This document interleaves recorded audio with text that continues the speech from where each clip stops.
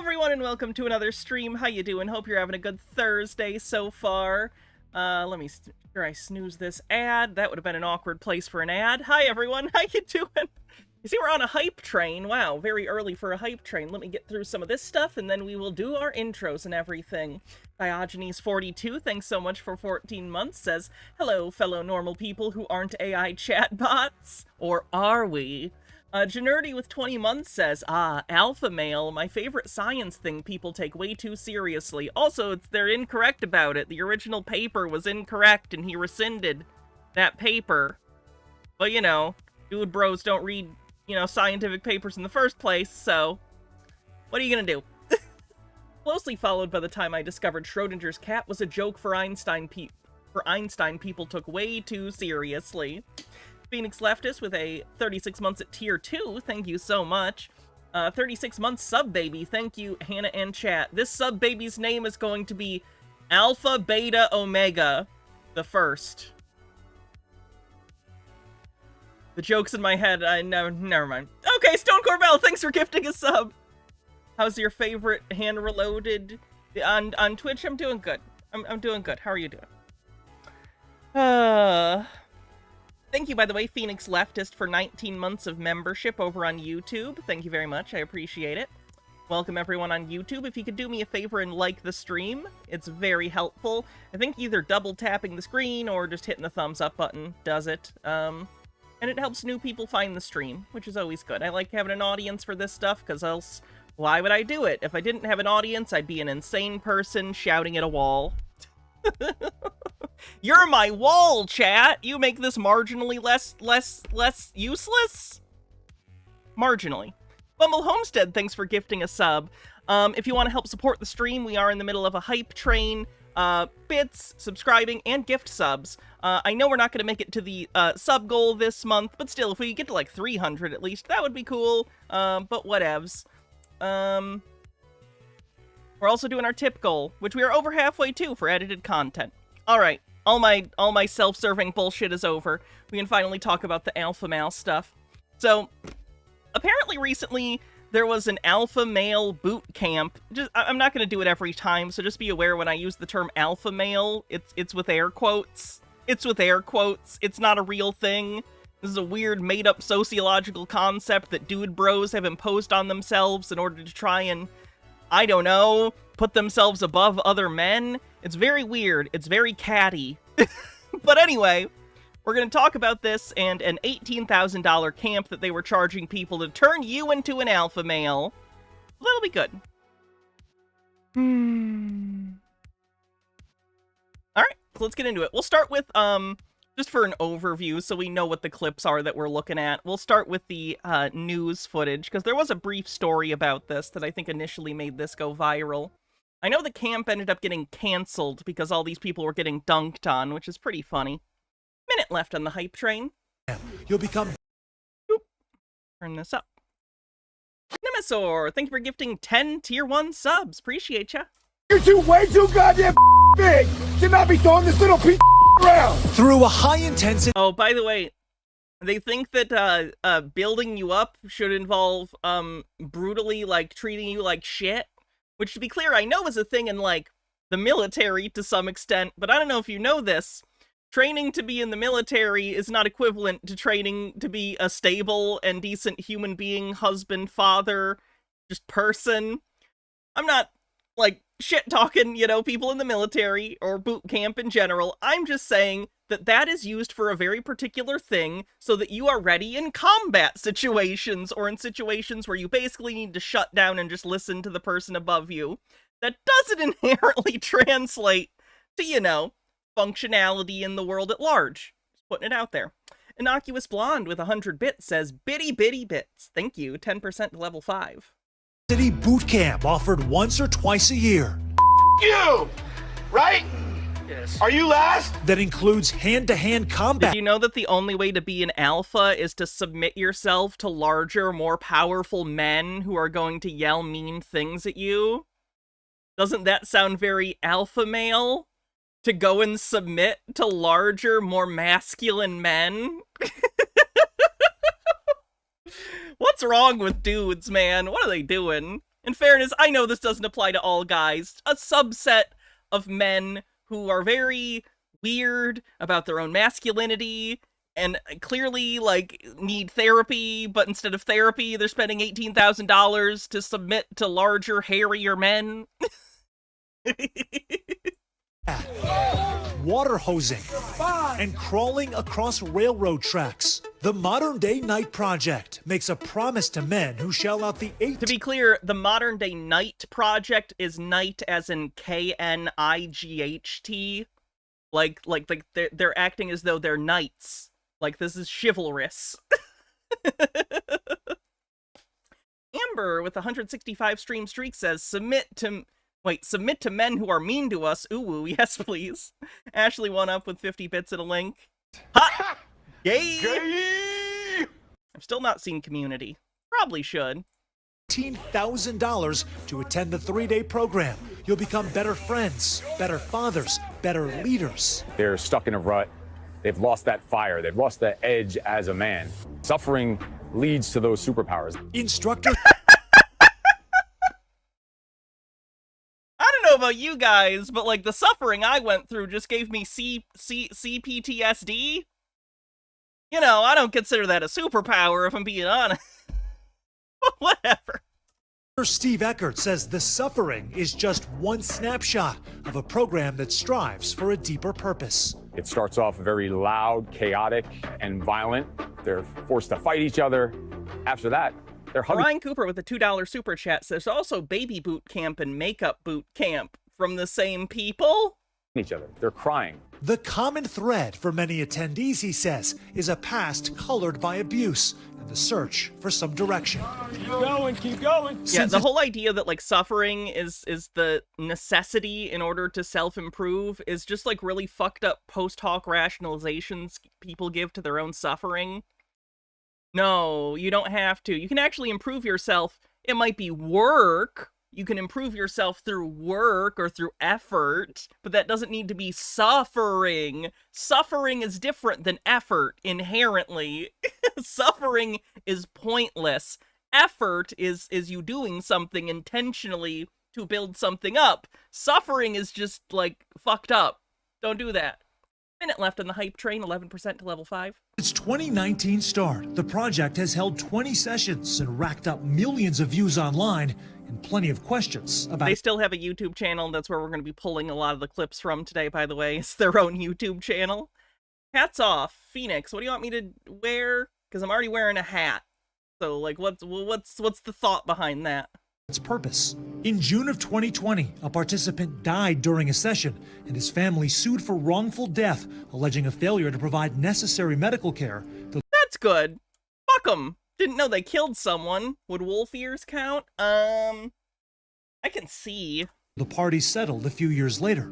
In a follow-up interview, Eckert told NBC News he did not want to discuss the matter due to privacy and respect of an extremely unfortunate tragedy, but An added, extremely unfortunate tragedy. What a passive voice that is for a guy you ended up killing. Thanks for the hype train. Where are my wolf ears? How about cat? Is cat acceptable? I found the cat ears. Man, you'd think I'd learn to organize after the 50 million... Oh, there's the wolf ears. We did it. Oh, I get it. Because alpha. I understand. I get the bit. I get what you're doing. there was no liability. What is the Modern Day Knights program teaching men about masculinity? To be a civilized, savage servant. So civilized, they're going to open doors, they're going to... If I throw contradictory phrases together, does it make my statement deep? No, that's like the point, man. It's like all the things at once. Okay. Say please and thank you. Howl for you? People would pay good money for that, so no. They're going to be a savage when it's needed, when it's time to be a protector. Not that If you're kind not of a stream. savage in that sense, does that mean you're not a real man? I think a man should have it in him to be a savage. Masculinity never even crossed my mind. Entrepreneur Michael Chernow took part in 2022 as a physical challenge. I believe that I have this sort of inherent warrior mindset, and I run. Have you murdered anyone? Have you fought anyone to the death? I don't know, man. Maybe you're just like a guy that like lives in a house and wears fucking sweaters over collared shirts. Is that not enough for you? Why do you need to LARP as a warrior in order to feel fulfilled? That's terrible. Get some help. Or like, join a gym even? Like, go do combat sports? That's a healthier way to deal with it than this shit. Go do MMA stuff or boxing or whatever. Why are you doing this? This is pathetic. Like, I'm not out here claiming that you can't, like, exercise, like, masculine urges. I don't understand them, but, like, I understand that guys have, like, different shit going on. That's fine. But, like, exercise those things in healthy ways. Jesus. Orion with a $2 super chat. With it's AW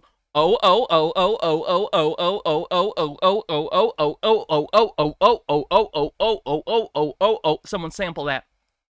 It's not a trick. You can't get me to howl with a super chat. Towards the hard things in life. When I'm in the I've had Teenage Dirtbag stuck in my head all day, by the way. You don't need to know that, but it's playing in my head. So for context, that's the soundtrack to this stream in my head accidentally. the hard thing, I tend to feel like I am at my most sort of vulnerable place where I can start to really dig. Chernow has been married for almost 2 decades, has 2 kids, and is a highly successful businessman. Okay, then what are you looking for then? Are you like you are successful, you have a family, you have children. Like why are you not fulfilled with that? Go to therapy. Like what? Like I would kind of understand, how do I put this? It still wouldn't be good, but I would kind of understand if it was all like single dudes who had nothing in their lives and didn't have really the money to do it, but they threw it away anyway. But that doesn't seem like that's what's going on here. He's successful, like in any measurable, like it's possible he's got emotional stuff. I don't know what his like relationship with his wife or kids are, but materially, which I assume is what he's worried about based on his personality, got a wife, he's got kids, he's got a job. What's he so anxious about? What is he? He just needs fucking therapy. Ugh. It's not that you Hey, holy input, how's it going? felt broken, but you did want to address this trauma from earlier in your life. I had a very, very violent and abusive relationship with my father, and that motivated me to look elsewhere for a father figure. He says that Great! I have fucking daddy issues too! Why aren't you in therapy instead of this? Like, you seem self-aware enough to understand that this is a psychological issue. You are lacking something, that, like, strong background sense in your, like, childhood that you had someone to rely upon that was, like, a father figure. Seek therapy to deal with that instead of this. Why do you think this is a coping mechanism that's going to help you and not make things worse? that in turn led to a sexually abusive relationship with a mentor. Having dudes yell at you is not going to fix your CPTSD. What are you doing? What are you doing? And why are you talking about this on the fucking news like it's gonna help you? This is gonna make it worse. How did going through this program help you to address some of those years-long traumas? It brought to light some of the trust issues that I have in my life. He says he endured activities like this, digging graves in which participants lie in closed body bags. Like, this just feels like he's re-traumatizing himself, you know what I mean? Like, I'm not gonna get into specifics of the armchair pop psychology bullshit going through my head right now, but like, it just feels like he's re-traumatizing himself, and that's not good. For growth as much as grit. A physical breakdown is required as part of the process. Your thoughts on that? That's been my experience too. And I can't say that. MH Darkbeast says, you really need to get this stuff as a goal for Twitch sometime. When is it? Oh, Halloween makeup. It is cute. I don't have a ton of money, honestly. I'm like barely able to pay bills, as I've said many times. I don't have money to like get makeup and stuff as much as I'd like to. I can basically just afford my foundation and like primer. I can't afford a bunch of like cool eyeshadow and stuff, unfortunately. For everyone. Licensed therapist Dr. George James weighed the benefits of Oh wow, an actual therapist. Look at that. Nice. programs like MDK and said they're not a replacement for actual treatment. I've had clients that have done really difficult, challenging things, from ultra marathons to tough mudder races. Ashley One Up says, in an alternate universe, the nega Hannah who never sought therapy is yelling, "Fuck yeah, get yelled at, what an alpha." Oh god, I don't want to think about repressor chud Hannah from another universe, please. Bong the Ripper with 43 months says, it's almost like a substitute for hypnotherapy. They think they can turn off their brain and have someone else fix them without doing the hard work. Kind of like Jordan Peterson. Instead of actually doing the hard work of coming down from benzodiazepines, he decided to fly to Russia to have them put him in a coma, and it fried his goddamn brain. His brain was already pretty cooked, so, like, overcooked now. Do you see his recent fucking video? The man's a potato. The man's a potato that just, like, arbitrarily tries to argue about things that don't make sense. Chitara says, what about woo-woo star child Hannah from the 4th dimension? She's probably pretty cool. Mostly because she's probably got awesome drugs. I think it's being able to, as a therapist, being able to have the conversation around how does this directly help you to be a better father, partner, man. For Michael. Let's go the Gestalt route. Let's just tell them they're fucking idiots. That's not helpful. It's a good thing I didn't finish college and become a therapist like I originally wanted to. Can you fucking imagine me as your therapist? Oh boy. Oh, that would be bad. I could have maybe done research. The actions in this case prove stronger than any words. Some people have to walk through the fire to know that a burn is not going to kill you. Sam Brock, NBC News. Thanks. But you literally killed a guy. A guy died on your watch. What are you talking about? Holy input. Thanks for gifting a sub. I really appreciate it. If anyone wasn't here earlier, working towards this month's sub goal. We're under 100 away. I know we won't get to it, but trying to rack up as high a score as possible. Like a video game, except the points in this video game allow me to pay my bills. Anyway. Bumble Homestead with 50 bits says, a cleanse when needed. Oh, it's from HR Puffin stuff. Okay. All right, let's watch some of these clips. These are shorts, literally from the YouTube channel of the Modern Day Knights project. So check some of them out. Once you get to the top, you take a breath and you look for another battle to acquire. Come on. Crawl on your belly up this hill. Is that a reasonable challenge? What is this teaching you, by the way? Like, this isn't really going to teach you perseverance, because it's not like it's a goal that you really, like, what am I doing? This is a vacuous goal that you're trying to get me to achieve. This is so stupid. Ugh. Let's go. Like, in their head, do they think, like, Sisyphus is the ultimate alpha male? Like, just doing bullshit for no reason that's really difficult really makes you awesome, man. Around there? Come on. Are you correct in that this movement led to deaths? Yes. One person did die, at least, during this, and they're being sued by the family, according to the story we just listened to. I don't need to yell and degrade you. Come on. Just put out. Now start going down the hill. Give me your arm. Come on, brother. I got you. Let's go for a ride. Go. Lederhosen hat. It is a Freddy Krueger hat with wolf ears that someone made me put on. Down there. Go. Go. Once you get to the top, you take a breath and you look for another battle. 2, 3, 29. 1, 2, 3, 30. 1, 2, 3. Hold that sledgehammer in the air, both hands. One must imagine Sisyphus happy. Oh, what's that from? I recognize that line. Is that a Hitchhiker's Guide? No. What is that? Sounds like a Douglas Adams line. What's that from? Yes, like a bench press. Camus? Oh. That's very different than Douglas Adams. Yeah, we're gonna spray you with water while you hold a big hammer. Are you a man yet? 1, 2, 3. 2, 3. 60% you will not be here on Friday.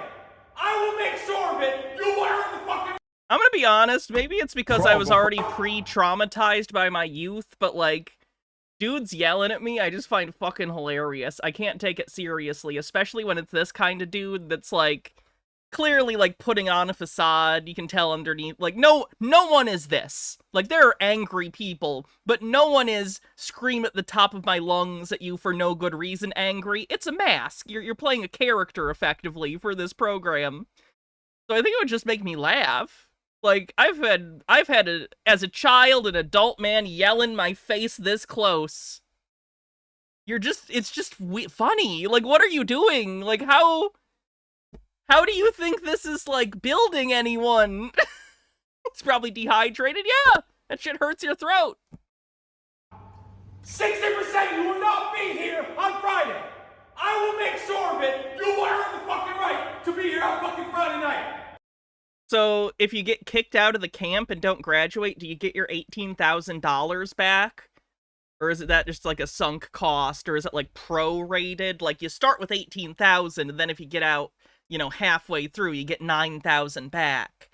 Probably not. I assume they just take the money and have you sign a thing that says, even if we kick you out 20 minutes in, that money is ours. Also, I'm going to put this out there. If 60% of your class fails, you're a bad teacher. If 60% of your class fails, your program doesn't make sense.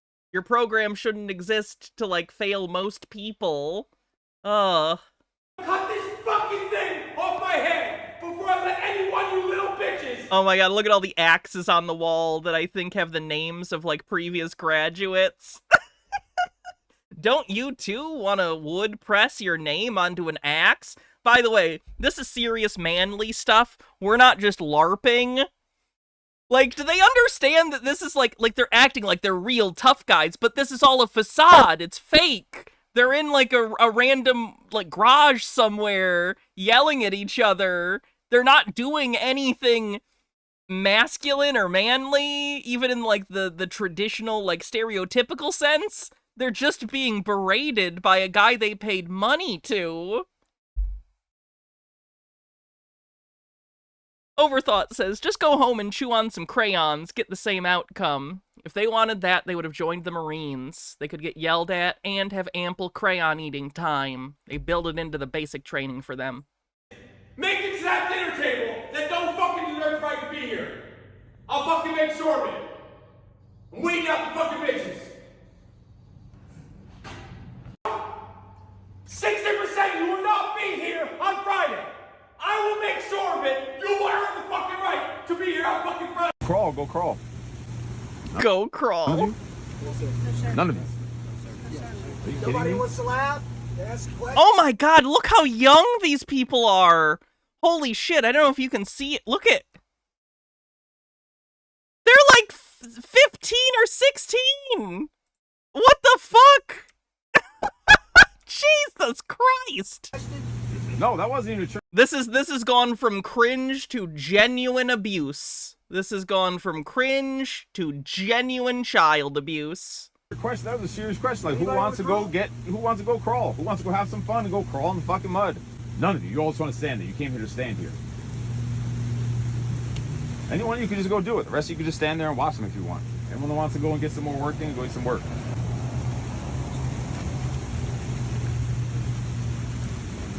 Look at them too! Holy shit! Did their parents, like, are these like the kids of the kind of douchebag alpha male influencer dads? Like, did they send their kids here? Because they should all be arrested. If you sent your fucking kid to this place, I think you should be in prison, and you should not be allowed to take care of your kids. They should be taken away from you because you were abusing them. Wow! Just a Peach says, those look like cheap throwing axes, so bought in bulk. Oh, for sure. They definitely had that look because they're wood pressing them. I assume they just buy whatever the cheapest bulk axe thing they can get.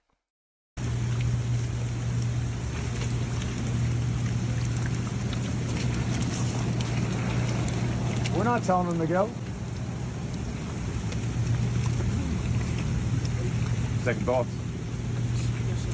Are you kidding me? You walked over there and then walked back over here? What are you doing? What are you going back? Every single one of these adults should be in jail. For? This is sick. Get out there, boy. It was a trick question. You failed. Miserable. Get him out. Crawl, go crawl. Shut up! One more fucking word, you're gone. I'm not fucking around. Shut up. Stop rolling your fucking... Do you know how alpha it is to have a man that's shorter than you get up in your face and point his grubby little dirty vascular finger up in your fucking mug and tell you he's gonna kick you out? What an alpha. Do you see how much of an alpha he's being turned into? Guys, stop asking for fucking electrolytes and be a fucking man. I don't give a fuck what you do when you're home. You are not impressing me here with your little fucking machines and shit. You're good because you have all these fucking comforts. Shut the fuck up and be a team player and go fucking join your team. Yes. You say another fucking word, you're gone. Jesus. When I worked at Self. Want to see something? You're telling me? All right, let's go to their page. Cleansing your soul right now, gentlemen. Oh! You want to be here. This is Sort of where you wanna be. pseudo waterboarding. Great. That's awesome. Jitara says there were 2 alpha male camps, one for adults and another for minors specifically. From what I understand, their shitty dads sent them for various reasons, ranging from wanting to produce a strong heir who's a, quote, alpha, to I'll live vicariously through my son by making him a based alpha chad through this camp, to I went through this camp so my son will too. Wow. This is like a litmus test for terrible parents. Put your head down or quit. Put your head down or quit. Get it back. Put your head down or quit. What exactly is this teaching you about being a man, by the way? Very curious what their model of masculinity is, because I'm gonna be honest, their idea of masculinity is pathetically self-flagellating. You think that the identity of being a man is just, I'll just get hurt all the time, and I just suffer all the time, and nothing ever gonna happen. You're depressed, my guy. You have clinical depression. Like, what? What do you think this is gonna do for you? It's not gonna make you feel accomplished. What, you got bullied for a week and paid $18,000 for it? You could have done that with a cuck fantasy, if I'm being honest with you. And it would have been cheaper. You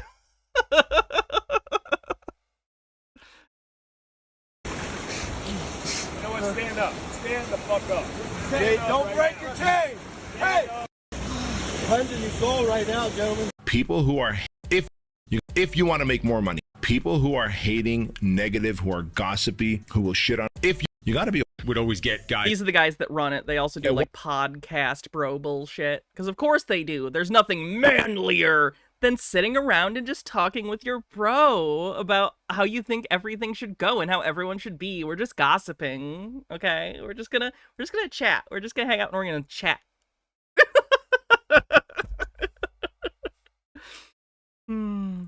Would always get guys talking about the project. Oh, it's so expensive. This is just for rich, old white guys who are millionaires and just regret never going into the military. But here you have a fucking 18-year-old that saved up for a year and a half because he knew he needed to do it. And I just saw that person would be better off using that money to go to school, either college or a trade school or something, rather than literally burning the money up. Okay, not literally, by figuratively burning the money up by handing it over to these losers. on social media, just like the last couple of days, he just had his first $100,000 year, his first 6-figure year at like 20 years old when he was What a gangster. dead broke. He was doing like Uber Just a Peach with $1 says, am I the only one who thinks the leaders of this program are basic training dropouts? I don't know their background, and I do wonder if they were in the military and for how long and what their role was. eats and all this other shit just to put money together to show up to the project. But then we'll have 35-year-old dudes saying, oh, this is just for rich old white dudes. This is not for the regular.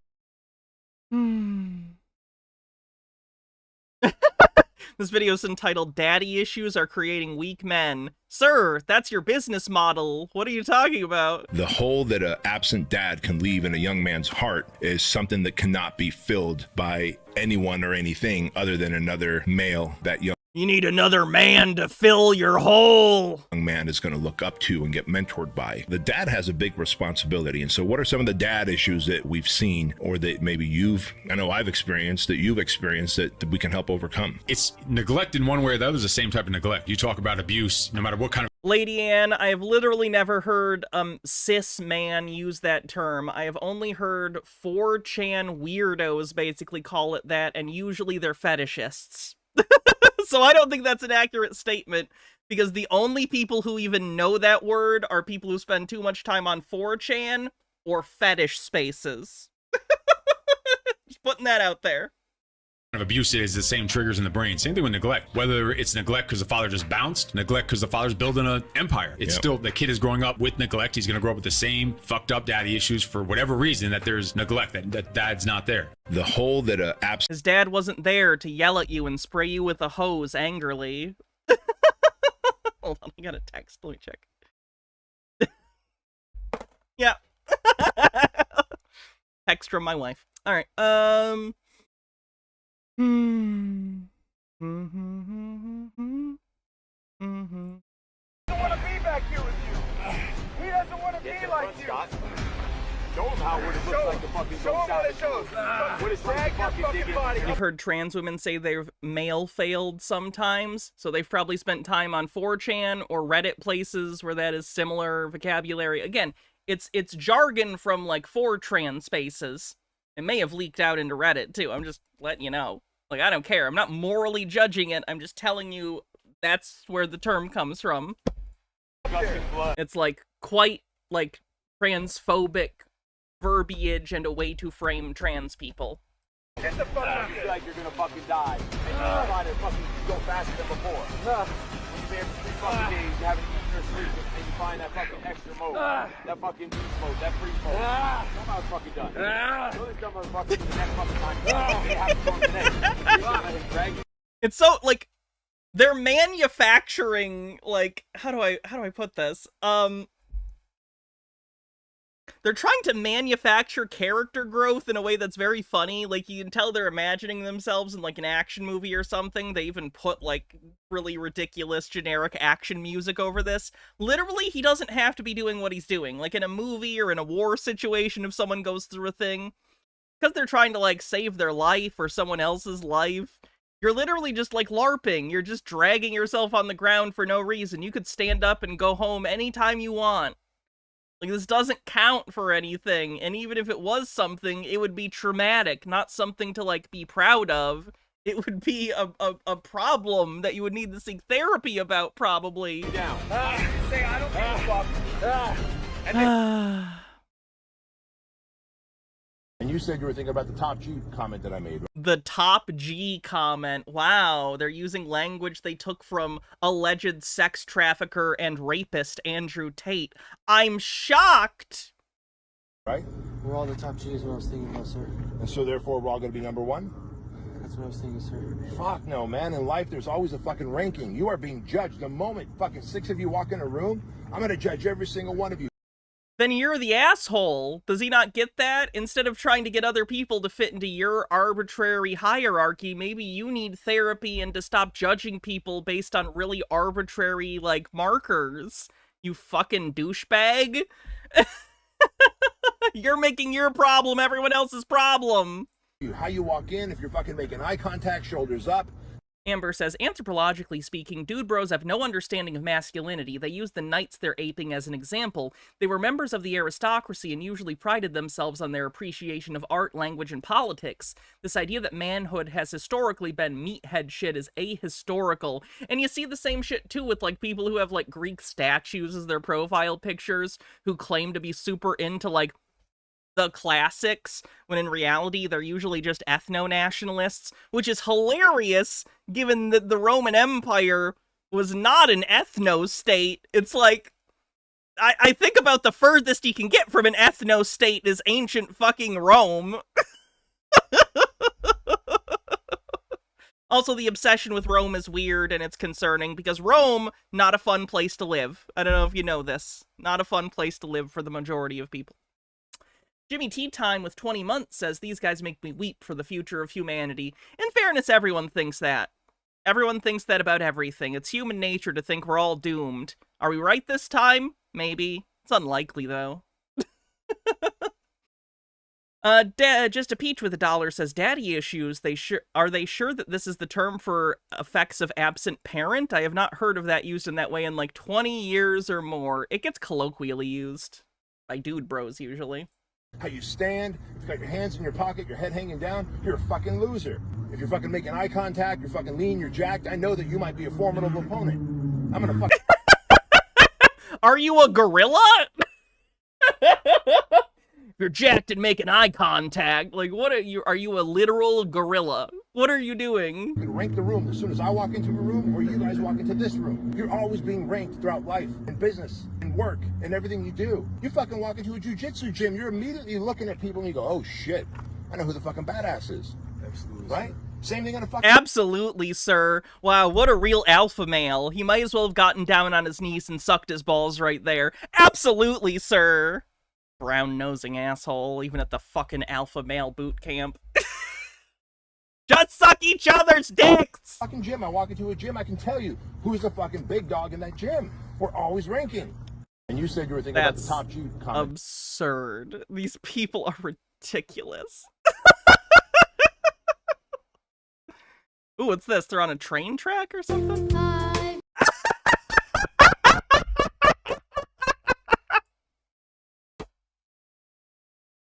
Well. Been working on the railroad all the livelong day. You think this is worth $18,000? I've been working on the railroad just to pass the time away. Is this literally just supposed to be painful because they're rolling around on fucking rocks and gravel? That's not going to build your character. It's just going to callous your back. What's the point? Don't you hear the whistle blowing? Rise up so early in the morn. Don't you hear the captain shouting? Dinah, blow your horn. Jesus Christ. Orion with a $2 super chat says masculine trolley problem or train fetish. Jump in the fucking thing. Go jump in the fucking thing. I didn't say take your shit off. I didn't say take your shit off. You want to fuck around? We'll play fucking games. Go jump in the fucking things. Yeah. Go jump in the fucking things. It's all fucking day to pick up a couple pieces of equipment. Yeah, how about that? Now see if you can figure it out. Kill. You, get the fuck back in. You, get the fuck back in. Oh, you don't want to get your back. Stand up, stand up. Get in there and just stand up. Get in there and stand up. Turn around. No, I said turn around. Lay down on your back. Lay down on your back. There we go. Try to not let your pack get wet. Jump in the fucking...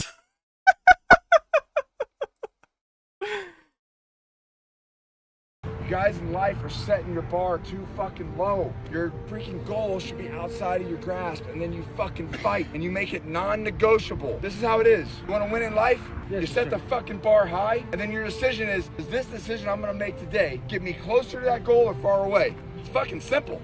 This is vacuous self-help stuff that's been peddled in books for like decades, except he's yelling at you and using swear words, and he's got a beard. Great, to achieve greatness, simple. Set the fucking bar high, and then go, does this decision get me closer to that goal? If the answer is yes, fucking execute. Run the play. If it doesn't, we don't fucking do it. Stop selling yourself so fucking short in life. Start executing.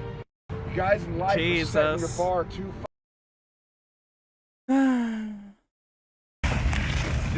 Warning, this will trigger weak men! We really are stupid animals. Oh, I'm not a fan of being a part of this species, to be honest. When this girl ordered door... You guys are in terrible shape. I just would like to let that be known.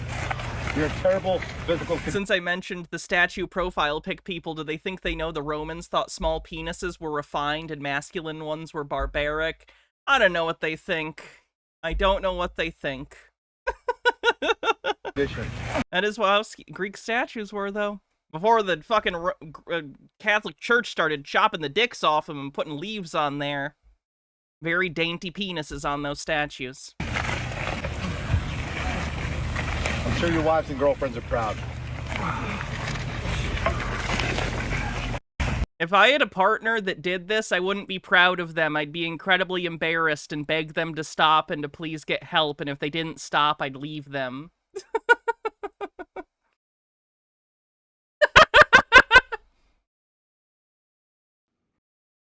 One fucking person, go back. Sorry, that random laugh. Trey, I just saw your message. Jesus Christ, man. That's hilarious. Chitara says, nah, this is wild. How am I going to be an alpha man if Wait, if Gun let some grown-ass man yell at me like that and then later try to love bomb me with the most lukewarm inspirational speech I've ever heard. Back in the water, you fucking idiots! If any of you get out of the water and ring the bell, I'm gonna personally fucking whoop your ass on the sand. So if you are already contemplating on ringing the bell, step forward now, ring the bell, go sit in the fucking warm truck, and let the other men do what men do. If this was class 1, where there was no video to demonstrate... You know what men do? Victimize themselves by intentionally putting themselves in situations where they're suffering so they can self-flagellate about it and justify their own loneliness. You would be Hashtag just boy things. experiencing, I would understand that some of you might show up looking like pumpkins and pears like you do. The second they take off, the next one hits the steps forward and hits the ground. What does the one waiting do? Holy fucking shit! Oh, whoa! Oh, shit! Get hurt. You found our one. Put your fucking hands out. Lock your hands. Fucking figure it out before you show up. And then you come here and you kick it in the fucking dick. Yes, sir. Not the bullshit that you're doing right now. Feet. Back. Belly. Back. Feet. One fucking person, go back in the water, you fucking idiots! If any of you get out of the water... Christ, they're ridiculous. Ooh, this one's in black and white. I bet it's deep. Oh, yeah, look at that. It's cinema, because it's in black and white. We did it.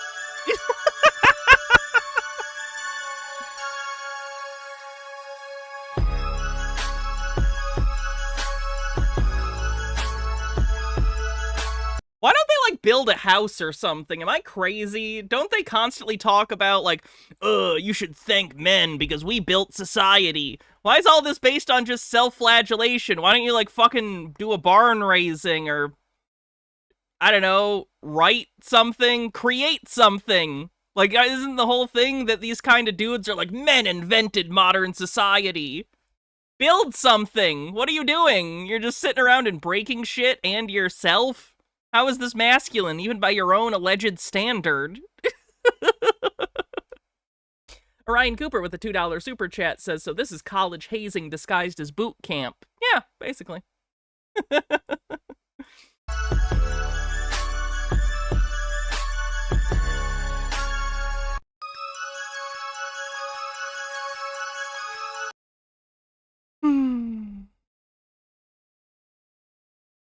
All you had to do was come up with a fucking plan and not lose it again.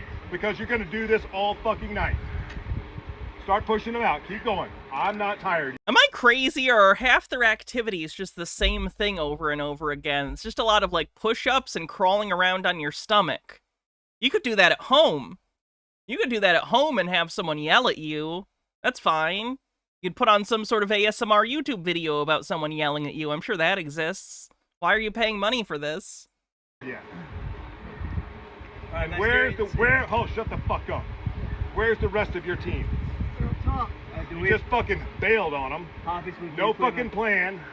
No fucking orders. No fucking communication. You have no fucking clue what's going on. You can't keep your fucking equipment. What the fuck is wrong with you? Why are you here? Why don't you ask? All you had to do was come up with a fucking plan and not lose.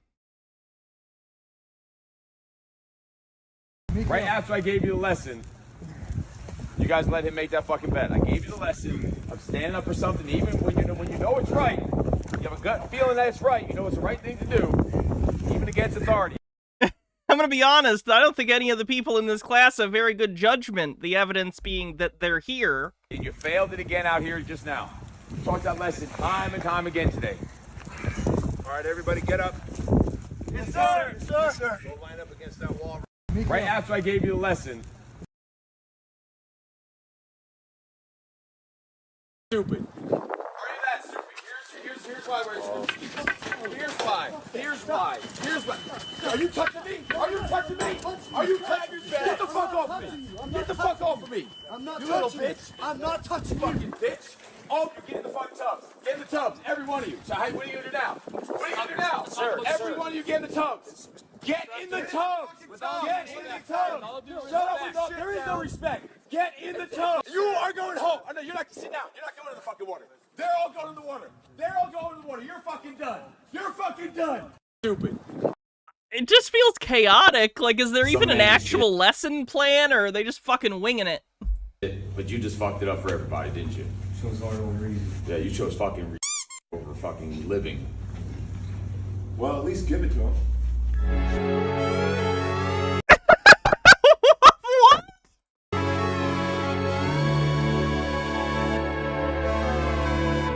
The music sounds like the water levels in Donkey Kong Country.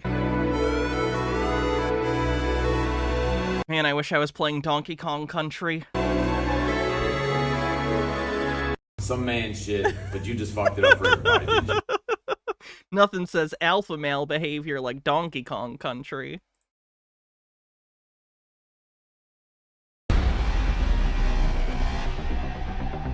Society wants you to be a model citizen. And a model citizen, as I see it, is someone who's mediocre, obedient, dependent, entertained, and lifeless. The word model.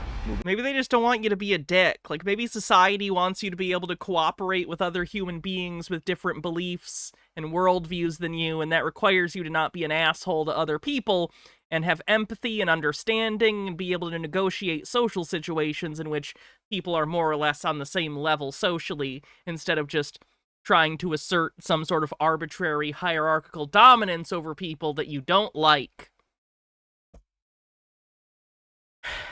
Moving forward is an acronym.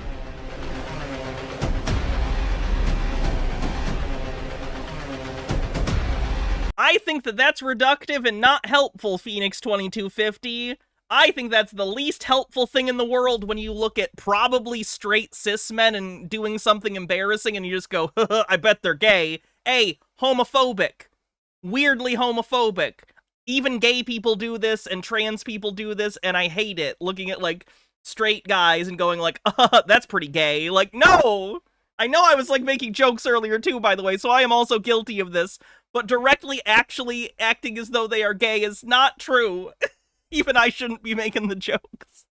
These are straight men in crisis. Now, in fairness, it's a crisis they could solve by going to therapy or, like, introspecting a little bit, but still, unhelpful. Our job here during the project is to unshackle you from the chains of being a model citizen.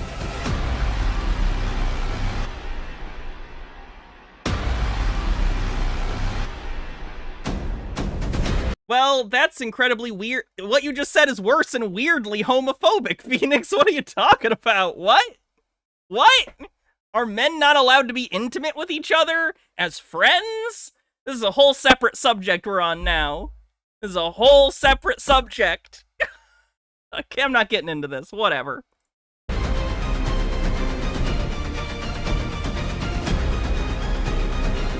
Because a model citizen, a man who is mediocre, obedient, dependent, entertained, and lifeless, is easy to control and to have compliance with.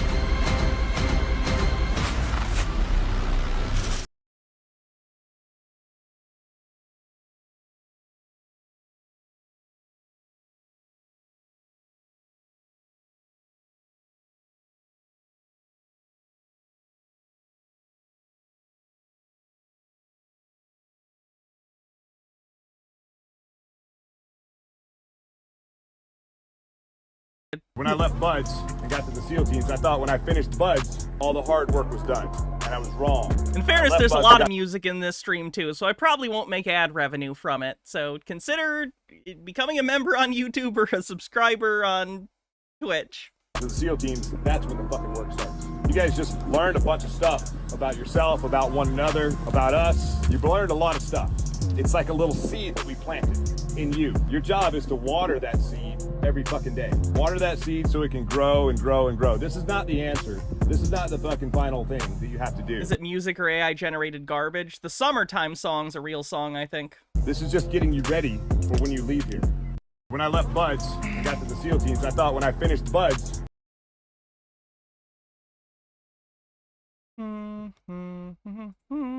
I'm gonna get into some longer videos soon, by the way. These are all their shorts, and they do a lot of shorts.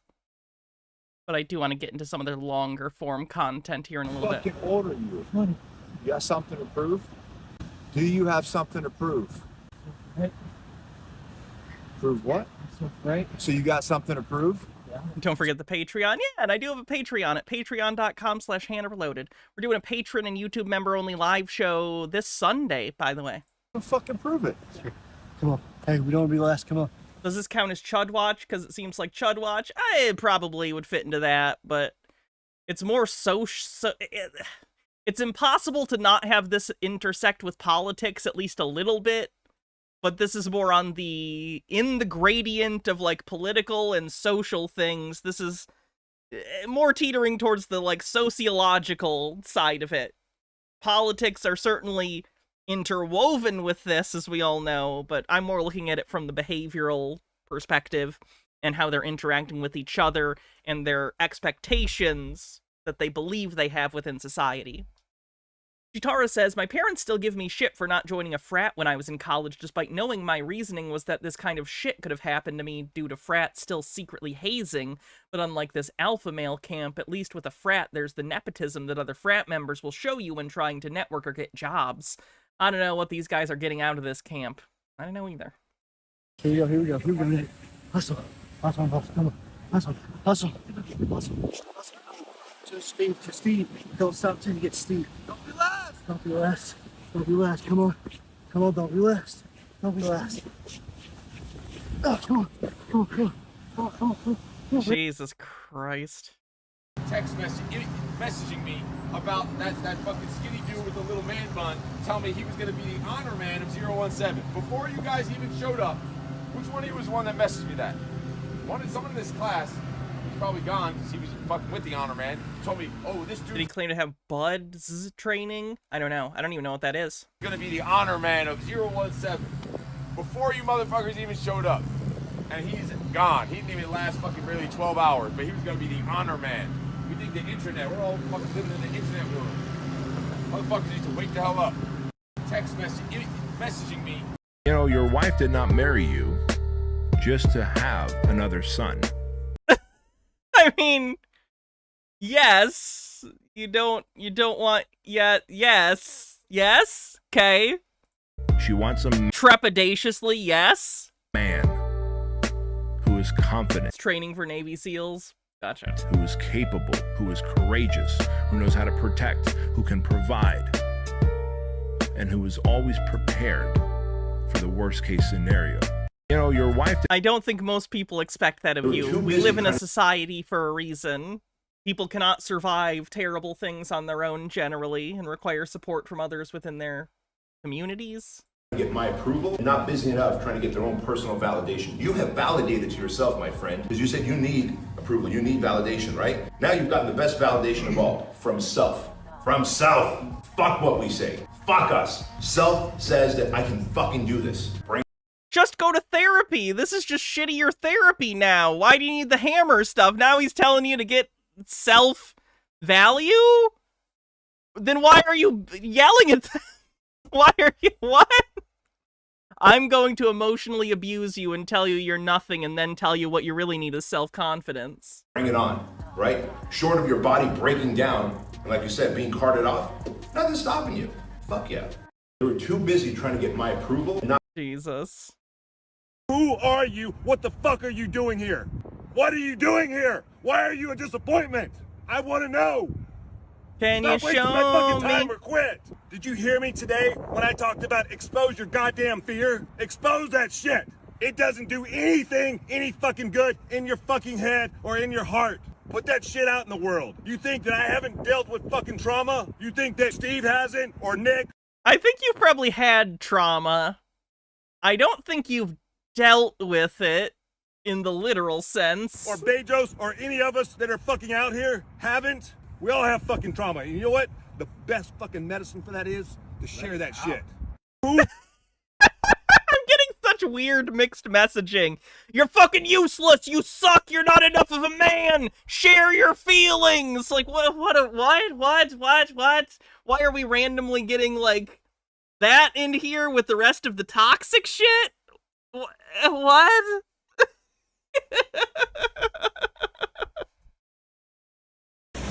Punching your soul right now, gentlemen.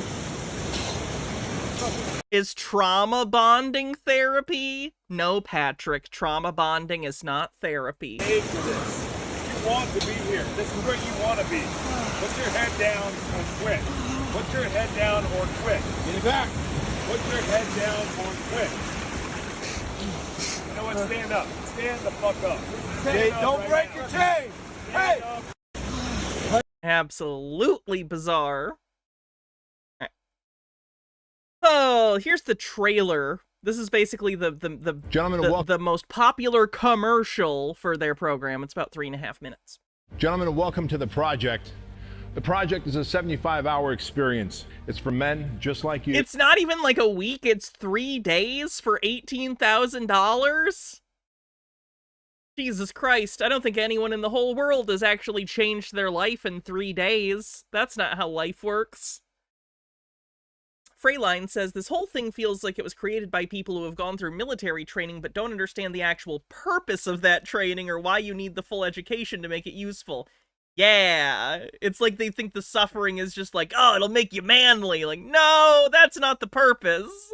It's to prepare you for incredibly stressful situations. It's basically pre-trauma. It's like they're trying to pre-traumatize you so you're like prepared. And also it helps like pull people together if you're a unit and make you feel a sense of solidarity between yourself and other people who have gone through it. Like, and yes, the obedience factor, making sure you are implicitly trained yourself to, like, follow orders and make sure that you understand the chain of command and authority and stuff like that. You, who know that you're meant for more, who know that you might have areas in your life that you're not performing at your highest level. You know you've got greater potential, and there's a higher purpose for you here. The project is not an experience. The higher purpose is to give him money. It's also a process. It's like administering chemotherapy to a cancerous. Hey, let's not compare that. And also, that's incredibly cringe that you're hiking with an American flag. I don't even think that's a proper usage of an American flag.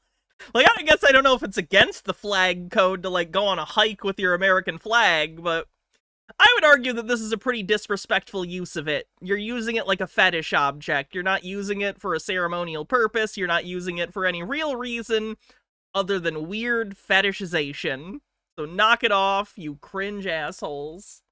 Area of the body, and it's going to unearth and expose who you are. The physical challenging that you go through is purpose-driven. Every single evolution is purpose-driven. Every single evolution creates opportunity for 4 things: to lead, to show emotional discipline, to communicate, and to problem solve. So the project is here for a purpose, to help you become the man you know in your deepest heart that you're meant to be. And all we're going to do as instructors over the next 75 hours is... By the way, I was using fetish there, not in the sexual sense, but in the psychological sense of fetish, where it's like denial of a lack. So like, I have freedom. You say I don't have freedom? How can you say that? Look at this flag that symbolizes freedom. I'm so free. Woo! That's that kind of fetish object. Administer the project. It's used different than the colloquial sexual version. No different than a doctor would... Although they're interrelated, arguably. Administer chemotherapy to a cancerous body part. You have to be able to control your emotions, because the moment you shut down and you let those thoughts come in, and the self-talk begins, and the self-talk is never, yay, you got this. What did you do? Are you asking what a shibboleth is, Lady Anne? Why did you sign up? A shibboleth, it comes from the Bible. It's a biblical reference. A shibboleth, comes from a story, I believe, in the Bible, in which there was a war going on between 2 groups of people. I think there were different ethnic groups or different religious groups, but either way, some of the troops of the other side would try and be spies and ingratiate themselves into the enemy in order to check whether or not they were really part of your side or a spy. You would say the word shibboleth, because a shibboleth was pronounced differently between the 2 languages or the 2 accents, so it would tell you you're not one of us, you don't say it correct. Think of the scene from Inglourious Bastards where he does this for a 3 instead of this for a 3. That's a shibboleth. You were asking if that's what I meant for the flag? No. For this. This is harder than you think. Although you could argue it is one. The obscene, like, comically overcharged patriotism is a kind of shibboleth. So I want you to understand that if you're looking to the 75th hour, you've already failed. You know that after some amount of talking here, we're going to take you either out that door or out that door, and there's going to be some level of punishment, some level of suffering, some level of adversity. And I'm here to tell you right now. Okay, it's not adversity if you're manufacturing it. What do they not understand? You can't manufacture adversity this way. That's not how this works. I'm not going to sit here and pretend like I've faced the most adversity out of anyone in my life. But, you know, it's not always been the easiest go. Pretty fucking weird that these guys think they can spend money and spend 3 days having dudes yell at them, and that's the equivalent of, like, overcoming some sort of adversity when it's not. You're LARPing. Fittest to the fattest of you, you're going to feel it. You're going to feel it. So you have the choice to ring the bell and quit anytime you want. You need to understand the difference between being hurt and injured. You need to control the negative thought patterns up here. You need to go to the next hour, and that's all you need to worry about. Who's heard the phrase, blood is thicker than water? Raise your hand. All of you. That is taken out of context. The true phrase of that is the blood of the covenant is thicker than the water of the womb. What that means is the blood. Chitara says, not gonna lie, there's a part of me that's a little pissed as someone who's still looking for work and slowly draining my savings to live. These fools blowing $18,000 on a 75-hour Wish.com bootcamp is infuriating. Oh yeah, it's fucking stupid. That people spill together, who go through adversity together, is thicker, creates a bigger bond, a deeper bond, than the water of the womb, meaning people who have shared the same womb. The blood of the covenant is thicker than the water of the womb. And to that point, this is where I like to remind you that there's only two things that you can control. Only two things, fellas, that you guys can control during this entire evolution. The amount of effort you put out and the attitude in which you show up with to every evolution. I was able to leave with more confidence, more faith in myself. My family feels more secure, and my finances, I feel like I have more control to be able to... You have more control over your finances after spending $18,000 on 3 days of getting yelled at? Are you more in control of your finances because you realized, holy shit, I'm never doing something this stupid again? Make the decisions that will allow me to propel much further than I had self-limiting beliefs on those aspects. You know, I came back from the project 4 months later. I quit my job. I went back into business for myself, tripled my yearly income by just that one thing of no. Come and let us. That's such a. This is like a sales pitch that's borderline. Like, I think the whole thing is like, they're giving you what they're saying they're going to give you. They're going to yell at you and be mean to you and do this shit for 3 days. So it's not a scam in that sense. That you are getting what you paid for. I'm not saying it is legally a scam. I am saying it is ethically a scam because they are claiming all of these, like, benefits that are going to come from it that are just not real. In particular, this one, to make it seem like, yeah, $18,000 is a lot of money, but you'll triple your income. This is like the alpha dude bro version of, like, prosperity gospel. Like, yeah, it's a lot of money, but you come here and we'll yell at you and turn you into an alpha, and the blessings of the alphas will be upon you, and surely money will come your way. Knowing that I have the skill set to be an entrepreneur again and put myself out in the market again. Out in the market again. And that's what they ended on. Wow. Finally addressing the haters of the modern day Night Project. People who are hating. They uploaded this a little bit ago when, you know, people be hating. People who are hating, negative, who are gossipy, who will shit on other people, their locus of control is external, meaning they feel like, oh man, my life is this way because external things happened. People that I mean, that is certainly a thing in life. Things happen due to both your choices and things outside of your control, and like the end result of the interaction of those things is sort of reality. Just putting that out there. The whole idea that people use this locus of control thing, like, I would agree that there is a sliding scale, a gradient of how much you are willing to put where you are in life on yourself or on externalities, and that can have an effect on how you behave in the world and how much agency you feel you have. But ultimately, I feel like a lot of the people like this, dude bro assholes who bring up this locus of control thing, basically use it as an excuse to dismiss actual real systemic problems people face. So like if someone, you know, suffers from discrimination or fewer opportunities because of who they are or what they look like, people like this will just go, oh, the locus of control's in your hands, bro. Why are you blaming other people? That's a victim mentality. And it's like, look, it's okay to recognize that regardless of how the system works, you need to do your best to operate within that system, but to ignore systemic issues and to ignore the effects that other externalities have on the results people get in life is delusional. You are actively delusional if you choose not to look at the external factors that influence where people end up in life. That's insane, and I think you're just hiding from the scary reality that a lot of what happens to us in life, maybe the majority, is just outside of our hands. Because that's how life works, you know? That's scary. It's not great, but it's reality, and it's the reality we live in. So you just need to be able to accept that. That's not to say nothing is in your hands. That's not absolving you of responsibility for your own actions or anything like that. It's just that you need to be able to recognize what things are external and what things are internal, you know? That are actually builders of other people, their locus of control is internal. Like, I'm in charge of what happens to me. The outcome is in my hands.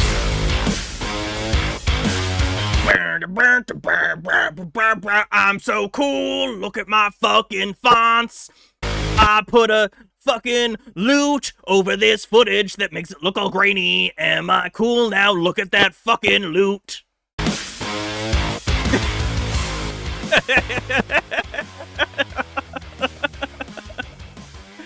Hey, what's up? I'm Steve Eckert. This is Hi, Steve. How you doing? Pedro's cool, and welcome to another episode of the MDK, the Modern Day Night Project show. And this is a show for men in search of meaningful transformations in their family, fitness, finances, and faith.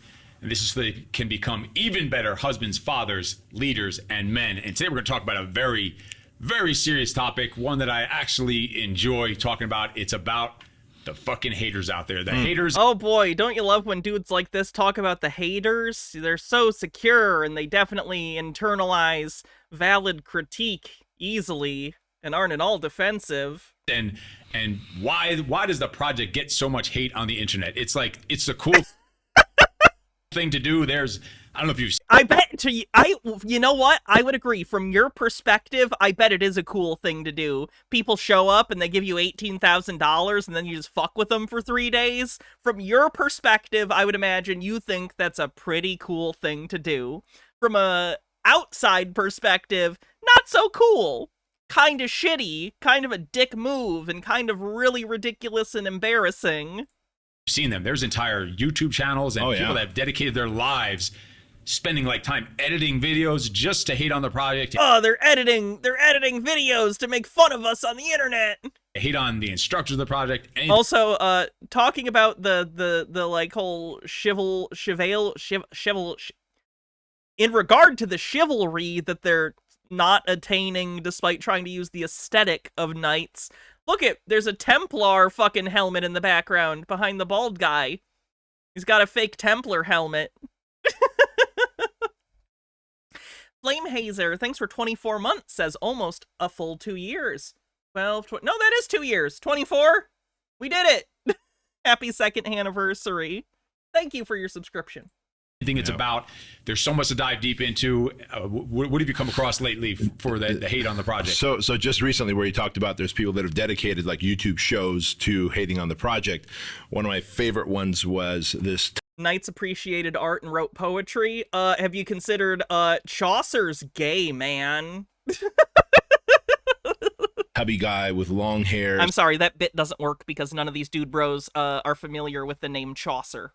Sitting on his mother's living room floor with a microphone, and he's given every fact incorrectly. He's like, there they are in the back of Walmart parking lot, like putting men through this for $18,000 for 75 hours, and they get nothing else out of it. And it's like, no, bro, they get 12 months of coaching and mastermind and a brotherhood out of it, and a lifelong brotherhood beyond that.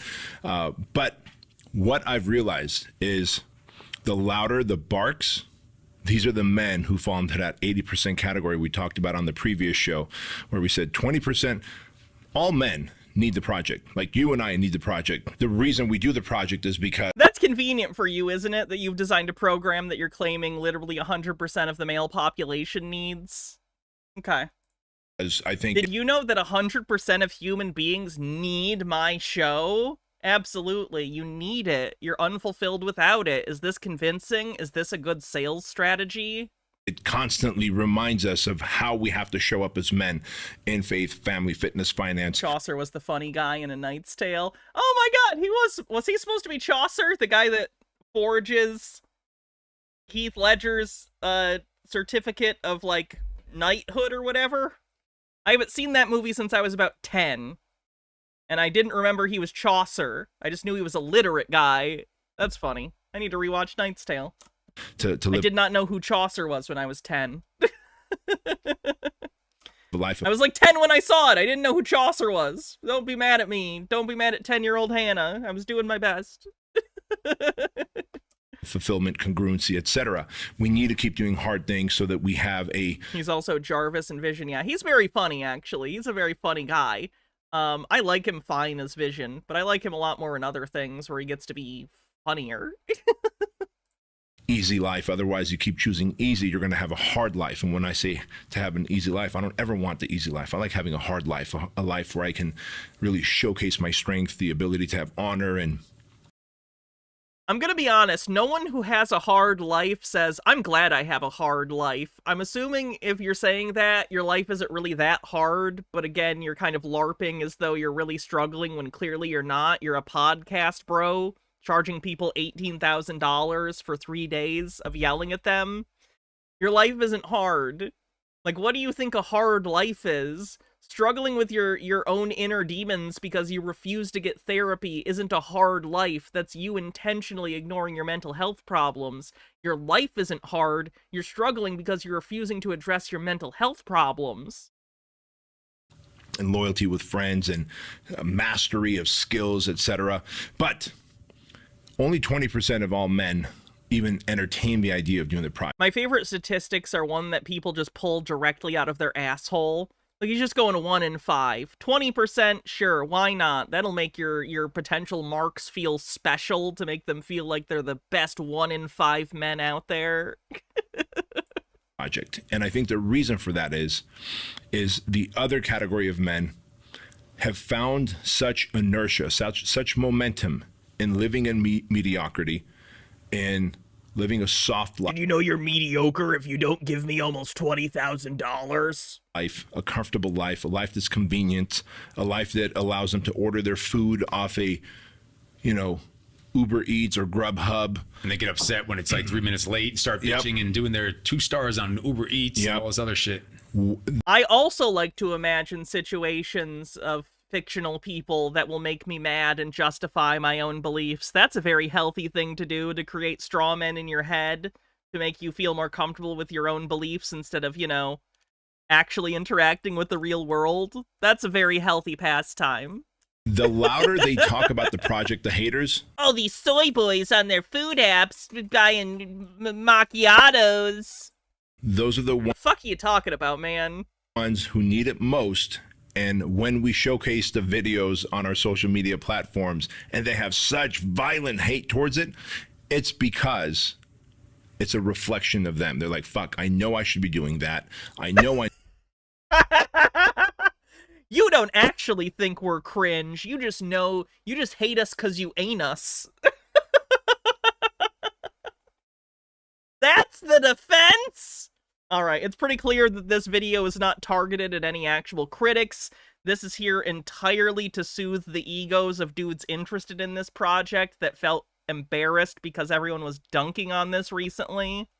This is 100% just for their already existent audience to try and soothe the burns they got from all the internet laughs. I need that. I don't have a brotherhood. I don't have a sense of purpose anymore. I feel like I'm just drifting through life, as Napoleon Hill says in his book. Yet, fuck these guys. I don't want to do it because it also looks uncomfortable and inconvenient. And it is. Spec, thank you so much for 4 months of subscription. I appreciate it. The project absolutely is uncomfortable and inconvenient. And so to me, the haters are the ones that I feel the most amount of compassion for. And Leighton and I were talking about it the other day. I love trolling the haters, and I noticed you do too, to the point where I'll slide into their DMs. Like, I'm the guy sliding into their DMs. That's always very emotionally healthy too, is when you feel the need to reach out to trolls on the internet and like get the last word. That's indicative of some really, really good stuff about you mentally. That's a good use of your time too. I'm not that sick. Maybe it's because I've been on the internet for as long as I have, and I've been doing this for a living as long as I have, basically since I was 18, but like, do people not know not to take internet shit seriously? You can't. If you're gonna do this for a living, you just gotta separate the shit. The internet is not the real world. Even when it is the real world, it's not the real world. Because it can't be, because that will break you mentally. Leave it be. When you're done for the day, put the fucking phone down. Stop fucking with trolls on the internet. Just go read a book, watch a movie, go spend some time with your loved ones. Knock it off. But yeah, I go level 10. With kindness and compassion, I'm like, hey, bro, and I said in the comments on the post, but I also slide into their DMs. I'm like, because I have a cut and paste from my notes to there. I'm like, listen, man, why don't you've got the project all wrong. Why don't you come and do the project? It'll be free for you. When you graduate the 75-hour experience, you not only are part of this brotherhood and this 12 months of coaching and mastermind to be able to make more money, have more meaning, but I'm going to donate $18,000 to your favorite charity. So 1, it costs you nothing. 2, when you graduate, I'm donating $18,000, the cost of the project, to your favorite charity, church, whatever. And 3, now you get this incredible amount of coaching from dudes who are literally conditioned to succeed at life. I hear nothing from them. Nothing. And I've sent probably about 40 or 50 of these, both in posts block you after and that, DMs. no response. Yeah. So when you see those haters chime up, what do you feel or sense? I'm sorry, you're surprised that trolls that you were antagonizing didn't want to take you up on your offer to come to your house so you can abuse them for 3 days? You get why that's maybe not like a great offer, even if you're claiming you're going to donate money to charity, right? Very weird. That they're like offending you or triggering you. To me, it's halfway comical and halfway fucking sad. Like thinking about them. These are the dudes that I guarantee. Troy Schultz on YouTube says him quoting Napoleon Hill is a huge red flag. That's the guy who's the ideologue behind a lot of the power of positivity, law of attraction stuff. Oh, wow, woo-woo stuff. Shocking. Are miserable in their life. They're not doing anything. They're just talking shit about the people who are doing because they're doing shit. They'll say, why don't you just join the military? Well, because every motherfucker doesn't want to or need to go join the military for 4 years and go off to war and whatever else. It has nothing to do with the military. It has to do with... It's important to put out here when he says go out to war, the vast majority of people in the military are not combat roles. The vast majority of people in the military do not see combat. Most people in the military are support roles. Like, that's just the nature of the beast. Like, it's not all people on the front lines getting shot at. A whole different realm than the military has. Which he knows. So it's weird that he's framing it that way.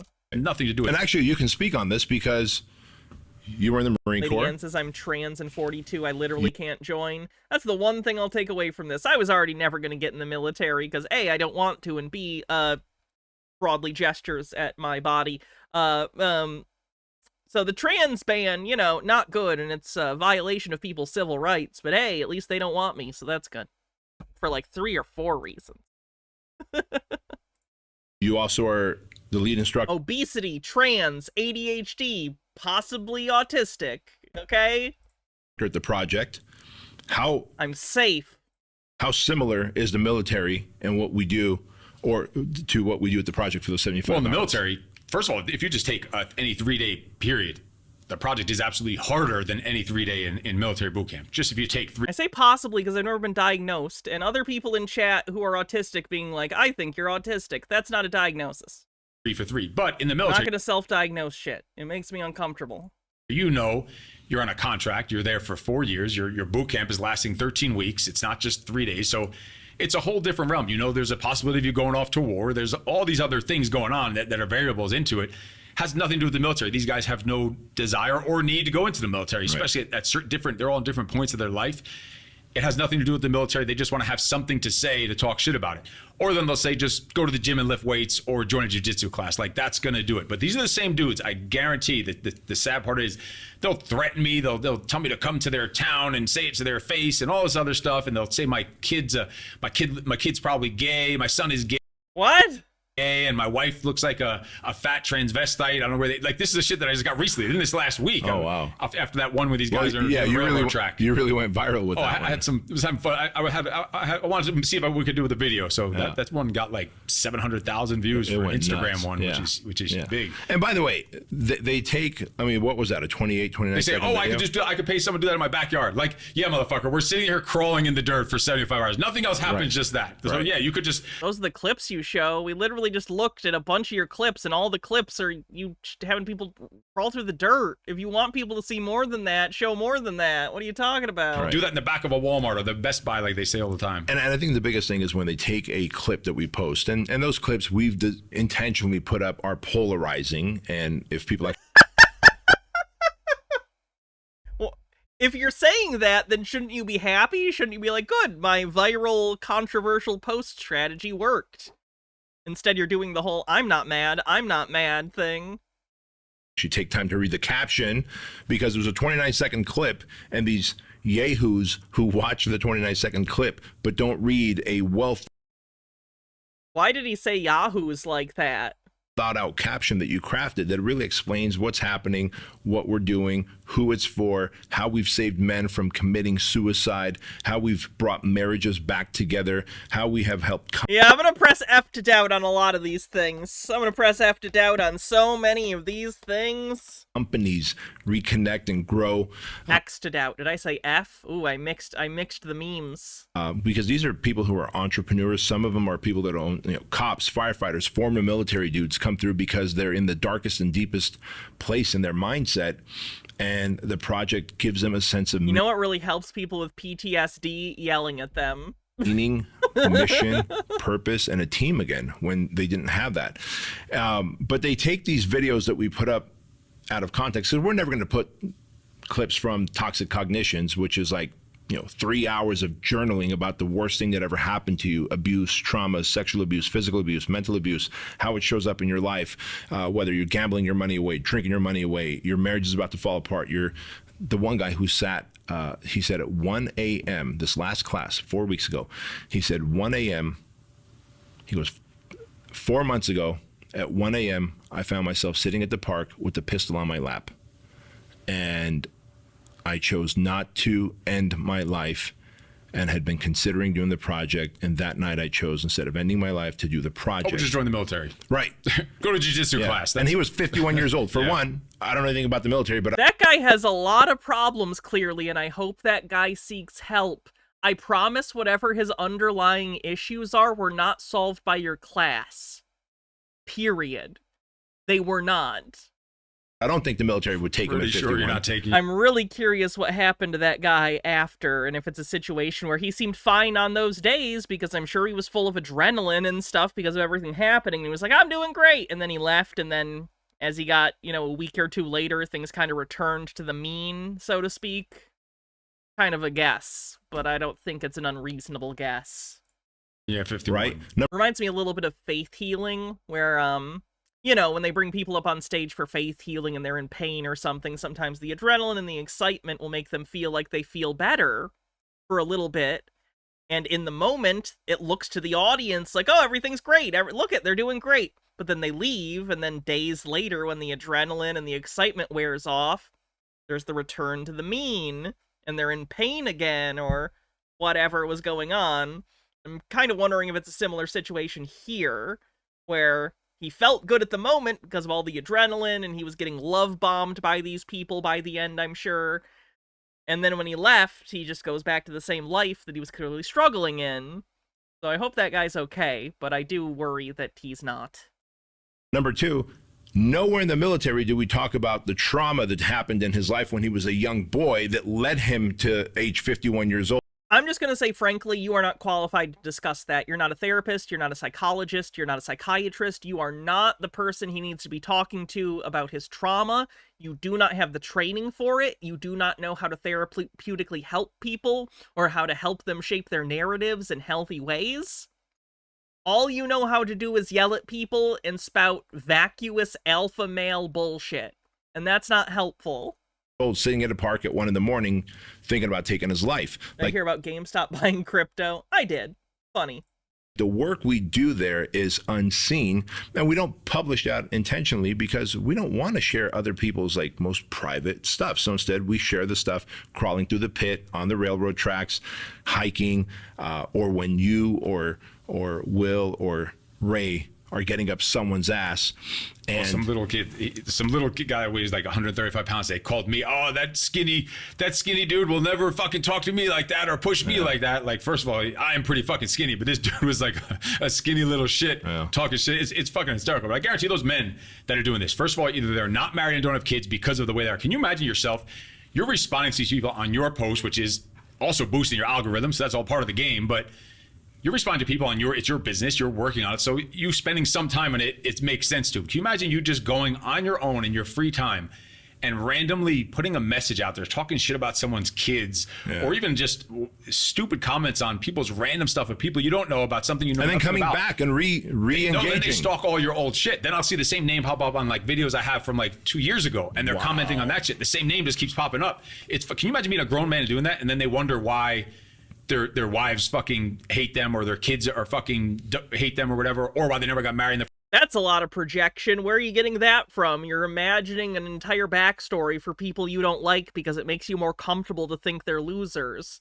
Plenty of internet trolls, and I'm not even saying these people are necessarily trolls in the traditional sense. They might just be people who criticize them. But let's even imagine for a second they're trolls. I don't know who needs to hear this. Bad people don't all have really sad lives.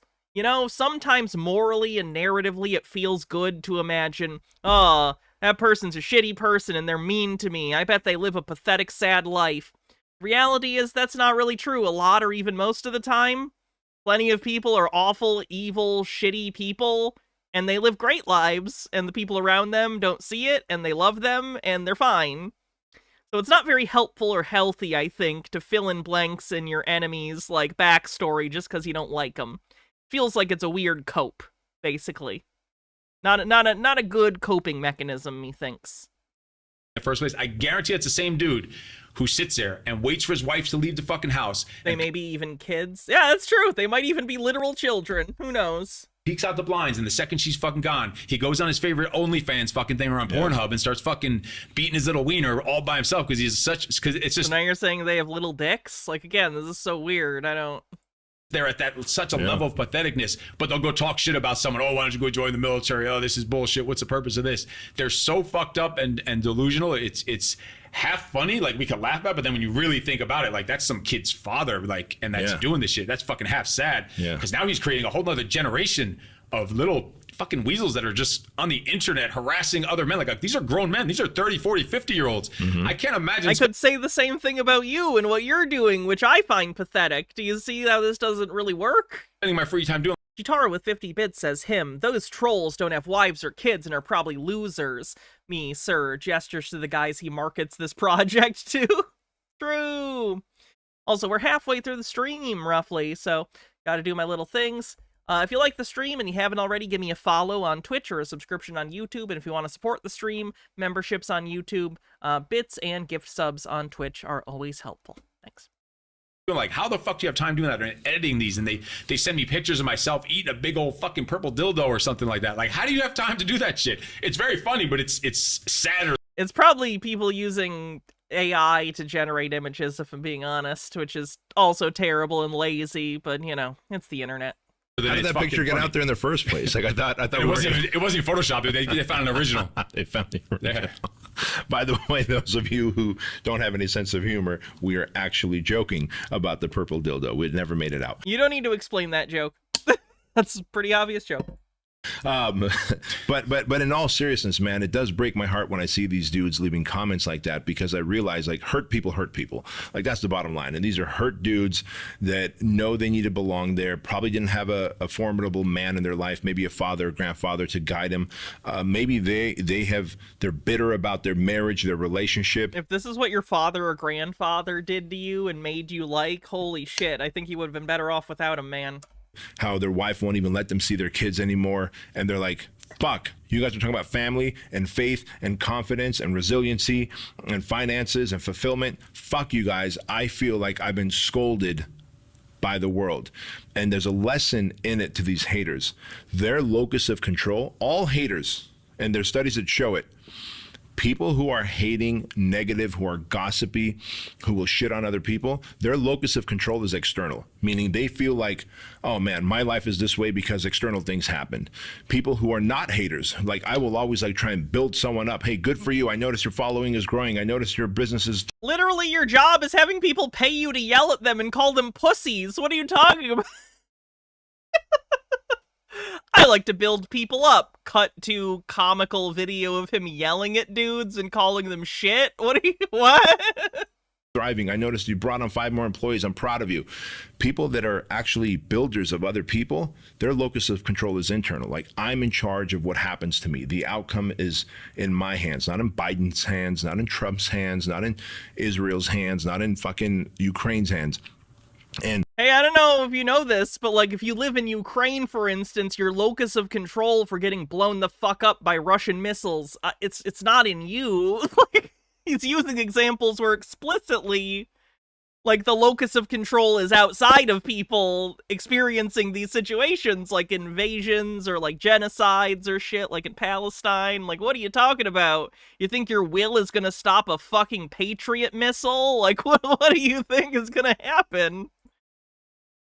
And so when I see the haters do that, like, I see the depth of fucking issues that they have in their life. Unfortunately, they're so underdeveloped. They're still living as human animals, where all they're doing is literally lashing out like a coyote whose leg is stuck in a bear trap. And you're like, bro, I'm actually trying to help you by posting this thing. If you actually read the comment or the caption, you would see that this is going to benefit you. But it's easier for them to lash out like a hurt coyote when you're trying to help. Or they recognize that you're taking money for people for something that is not worth $18,000. Help that or $10 or $5, or if you paid me money. Coyote free its leg. In terms of the content that we put, do you feel we put content out there intentionally trying to attract haters? Because that's one thing I hear often is like, well, if that's not what the project is about, then why don't you guys show more of what it's about? You literally just said it like 5 minutes ago that you intentionally put out videos that are controversial to try and stir up views. It's because is it a little bit of marketing? Sure, sometimes it is, but it's also real footage of what we're doing. But it's also to weed out you see hater, or all the comments, hater. For every 9, there'll be the 1 or the 2.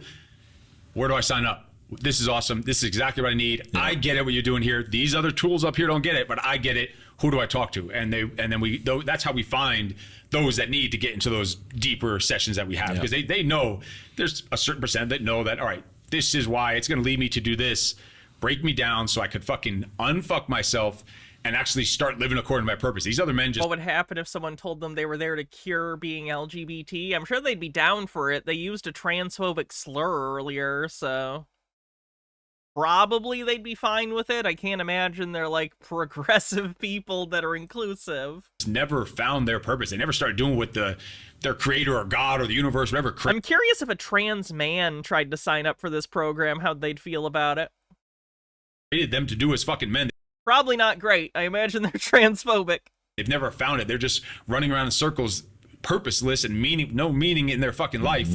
And so all they could do is just do the lash out, like that external thing that you said. But it's to weed. Yeah, we have to deal with those in order to find the gold that's in there. You've got to mine through the bullshit to get to the gold, the men that actually are willing to go do the work and put in the work. So yeah, it's intentional, but it's to weed those out. Yeah, and quite honestly, let's face it, we all know how social media works. And when you put sensationalized stuff on social media, it is going to gain more traction. And so No, it's not a country club, because a country club you get to return to. This is literally just 3 days of getting bullied. one, you, me, and the other instructors of the project, we don't really give two shits about haters. Like, I've had haters well before the project. When I started, He's so not mad, he made a 20-minute video about it. at Fit Body Bootcamp, so many people in the fitness industry told me that I've sold out, that I'm not helping the one-off gym owners anymore. I'm creating a mega franchise, Fit Body Bootcamp, that's going to take over the world and put them out of business. How dare you? Yeah, how dare I, right? Like, hater. Like, I've had haters my entire life. I think anyone that attempts to do anything significant in their life, you're going to have haters. And I always have to remind anything significant. Yeah, especially if it's significant and how ridiculously overpriced it is.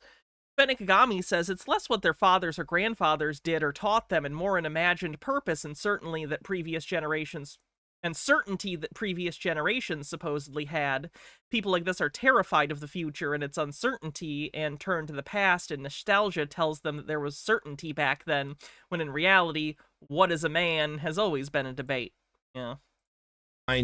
the people in my life who like when they see these videos. Like, my son saw a video on YouTube and he's like, Dad, you know, it's actually someone that I follow. Like, so someone that he watches on YouTube who actually, if you watch the rest of his videos, they're pretty entertaining. And the one he did on us was Charlie. They're talking about Penguin Zero. What's his face?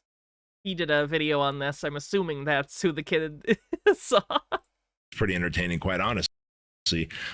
This particular, I forget his name, otherwise I'd actually give him a shout out. Like, I don't give a fuck, but it was pretty entertaining. It wasn't accurate. Moist critical, thank you. But it was entertaining, the stuff that he was saying, and you know, how he would take a clip of what you said or I would say, and then he'd stop. He goes, well, da da da, and he'd give his thoughts on it, right? But I was like, son, I hope like you don't think that it hurts me one bit. Like, it's like, for me, it's like water off. It clearly does. Duck's back. And he's like, all right, well, that's good to know. And the reason I say that is because the people I think closest to us feel like maybe we're getting hurt by this or this is bothering us. They don't realize that Disney Movie Club is gone now. A Goofy movie's like $400 on eBay. I have that one on Blu-ray. So I guess someone asked me a while back, what's one of the most expensive movies you own? Apparently a Goofy movie. Yeah. I have a lot of the Disney Movie Club stuff. So that stuff's probably worth a decent amount. I would never sell it because I want it, but, you know, that's pretty good. it is good marketing, and that's all it is for us. It's great marketing. We want to be able to polarize. You have that on VHS. Me too. My VHS of it's over there. The people who are either going to hate it, hate us, not do the project, because the right person seeing dudes hiking, doing the ice bath, getting yelled at, being broken down to be built back up, they're going to be like, yes, that's for me. Exactly what I fucking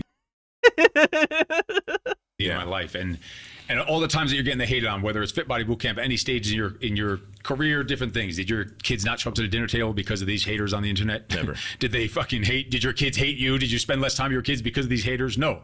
It affects you fucking zero. If anything, it gives you and your son, like my kids, I told they were way out of the country, and I told them about because this railroad one. Jays of Proxy says, why can Goofy speak but Pluto can't? Because Goofy is an anthropomorphic dog and Goofy is a normal cartoon dog. It was while they were away, so they didn't see. This is not unheard of. A lot of them. Tyson. This would be like saying, why can humans talk but chimpanzees can't talk? Just because they look similar and are related doesn't mean they're the same thing. Racist. You're a cartoon dog racist. Was pissed at. We were lifting, and I was telling him about some of the comments. He's like, did you save them? Did you screenshot them? Why didn't you send them to me? He's genuinely in universe. Think how racist Goofy would probably find it if you were like, why can you talk but that thing can't? And he'd be like, I'm a person. What are you talking about? That's an animal. Goofy's not a dog. What the fuck are you talking about? Goofy's a dog. No, he started as a cow, but he became a dog. Early Goofy might be a cow. Current Goofy is a fucking dog. And if you try to tell me otherwise, I don't know what I'll do, but you'll be wrong. He's like, you gotta show them to me. I hope you didn't delete them already and block these motherfuckers because he wants to see it. It's like our thing. Yeah. We do a podcast together, just screwing around, me and the two kids. We have a section in there.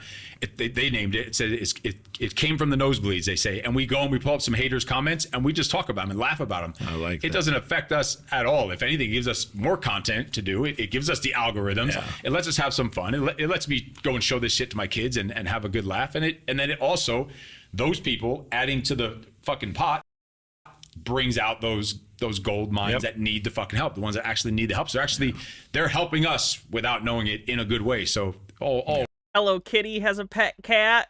It should be noted that the creator of Hello Kitty is explicit in saying Hello Kitty is not a cat. I know Hello Kitty looks like a cat and is called Hello Kitty, but Hello Kitty is not a cat, according to the creator of Hello Kitty. I know that's confusing. I struggled with that myself. I'll be right back.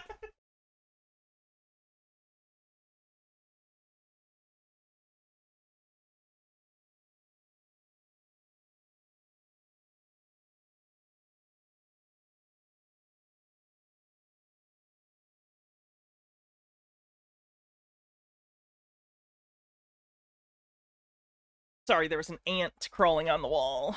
All the way around. Keep it coming. And before we wrap this up, to that point, one of my coaching clients reminded me.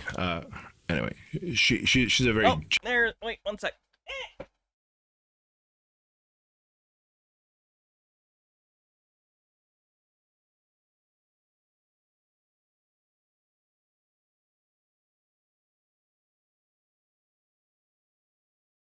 Got it.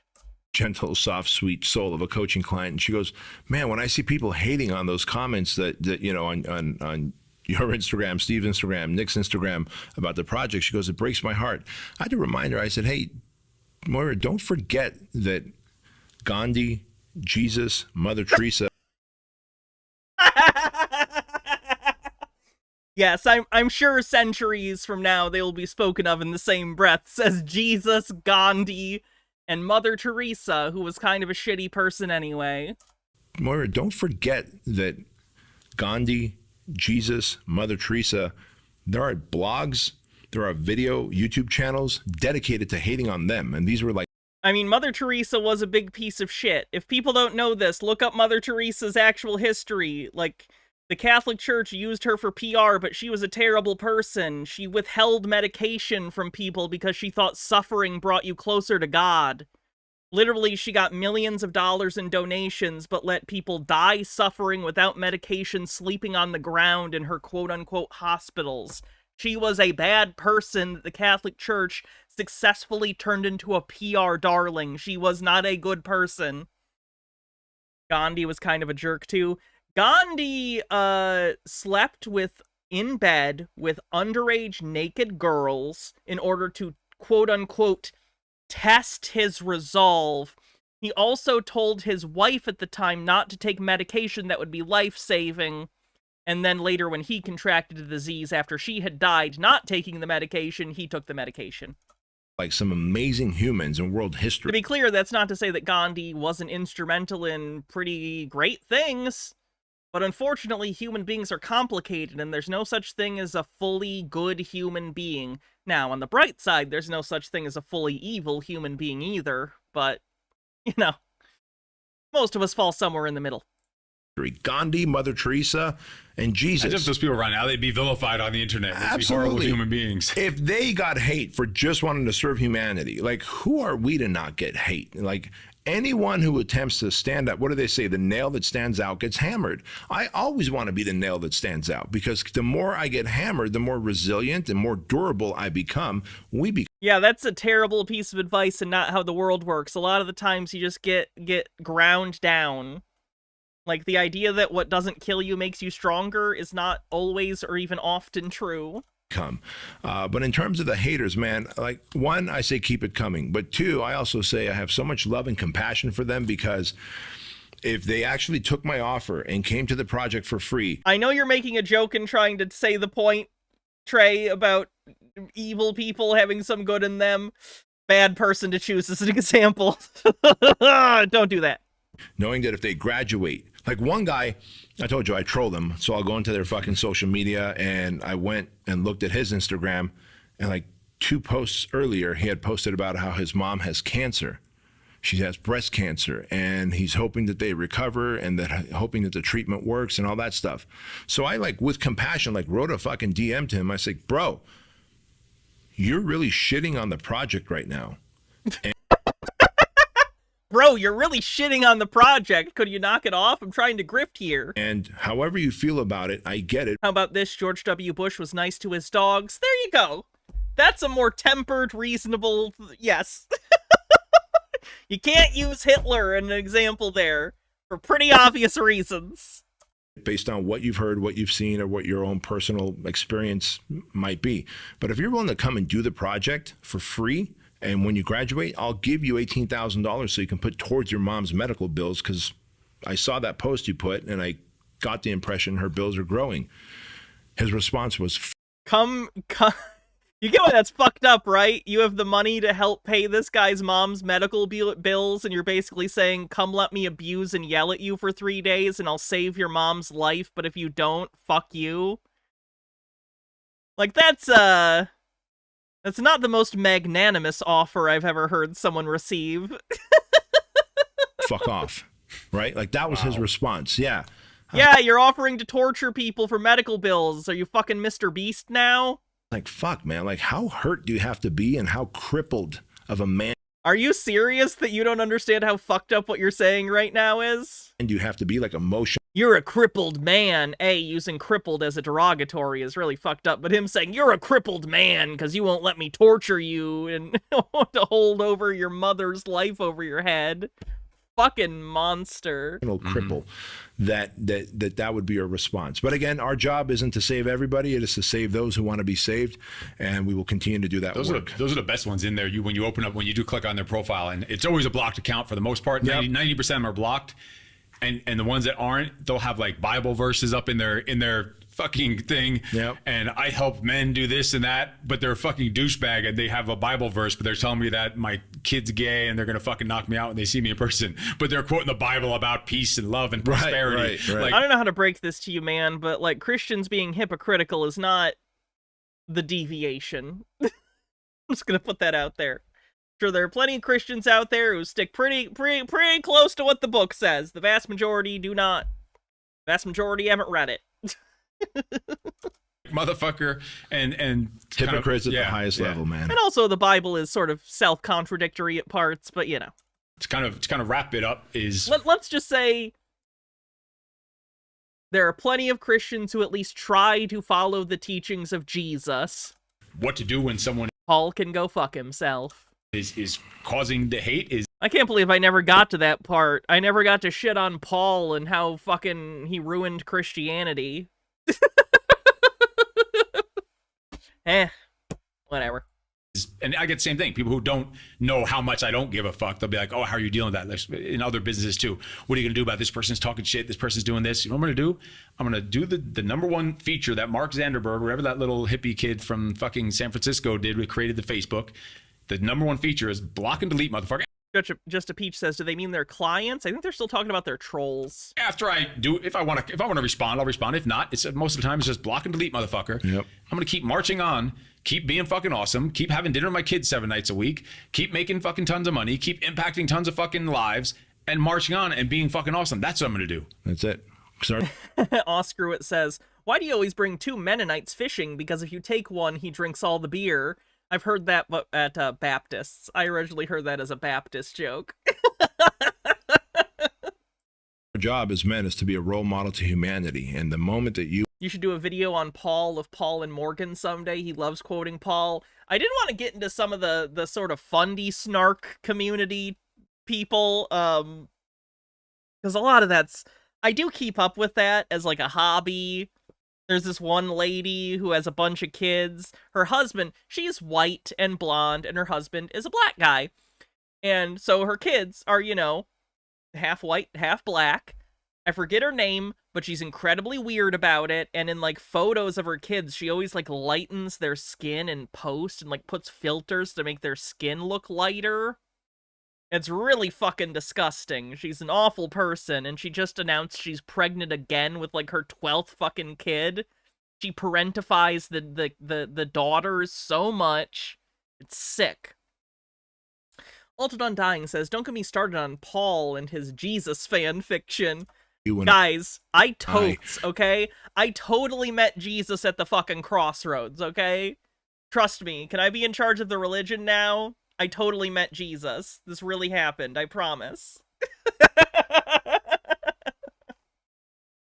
And guys like us decide to become human animals and let our emotions and feelings dictate our actions, we failed humanity. And that's, I see, and I know you feel the same way. I've got a massive responsibility to humanity, not only to myself, to my immediate family, but to Carissa, is that her name? also the community and the world that I serve, as with you, and I serve the world with you.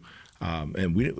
Fenigami says, this is more proof how nonsensical the term alpha male is. Tons of people say a real man would never let someone publicly humiliate them without punching them in the face. But there are these idiots who are saying if you don't let them abuse you, you're not a real man. It's almost like the entire concept of masculinity and femininity are kind of nebulous social concepts that are constantly changing definitions and borders. But probably give these guys almost $20,000 to yell at you. That's a good use of time. No way will we fucking fall apart and have an emotional response to a hater, because that brings us down to their level, and I'll never stoop down to that.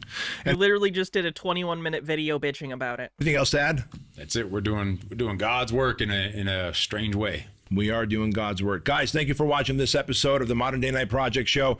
And of course, let me see. What the heck is the...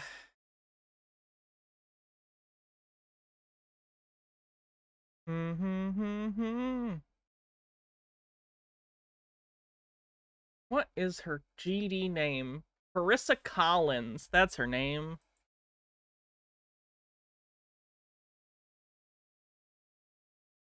I just wanted to show her new pregnancy announcement video because holy fucking shit, it's sad. It's so sad. Ugh.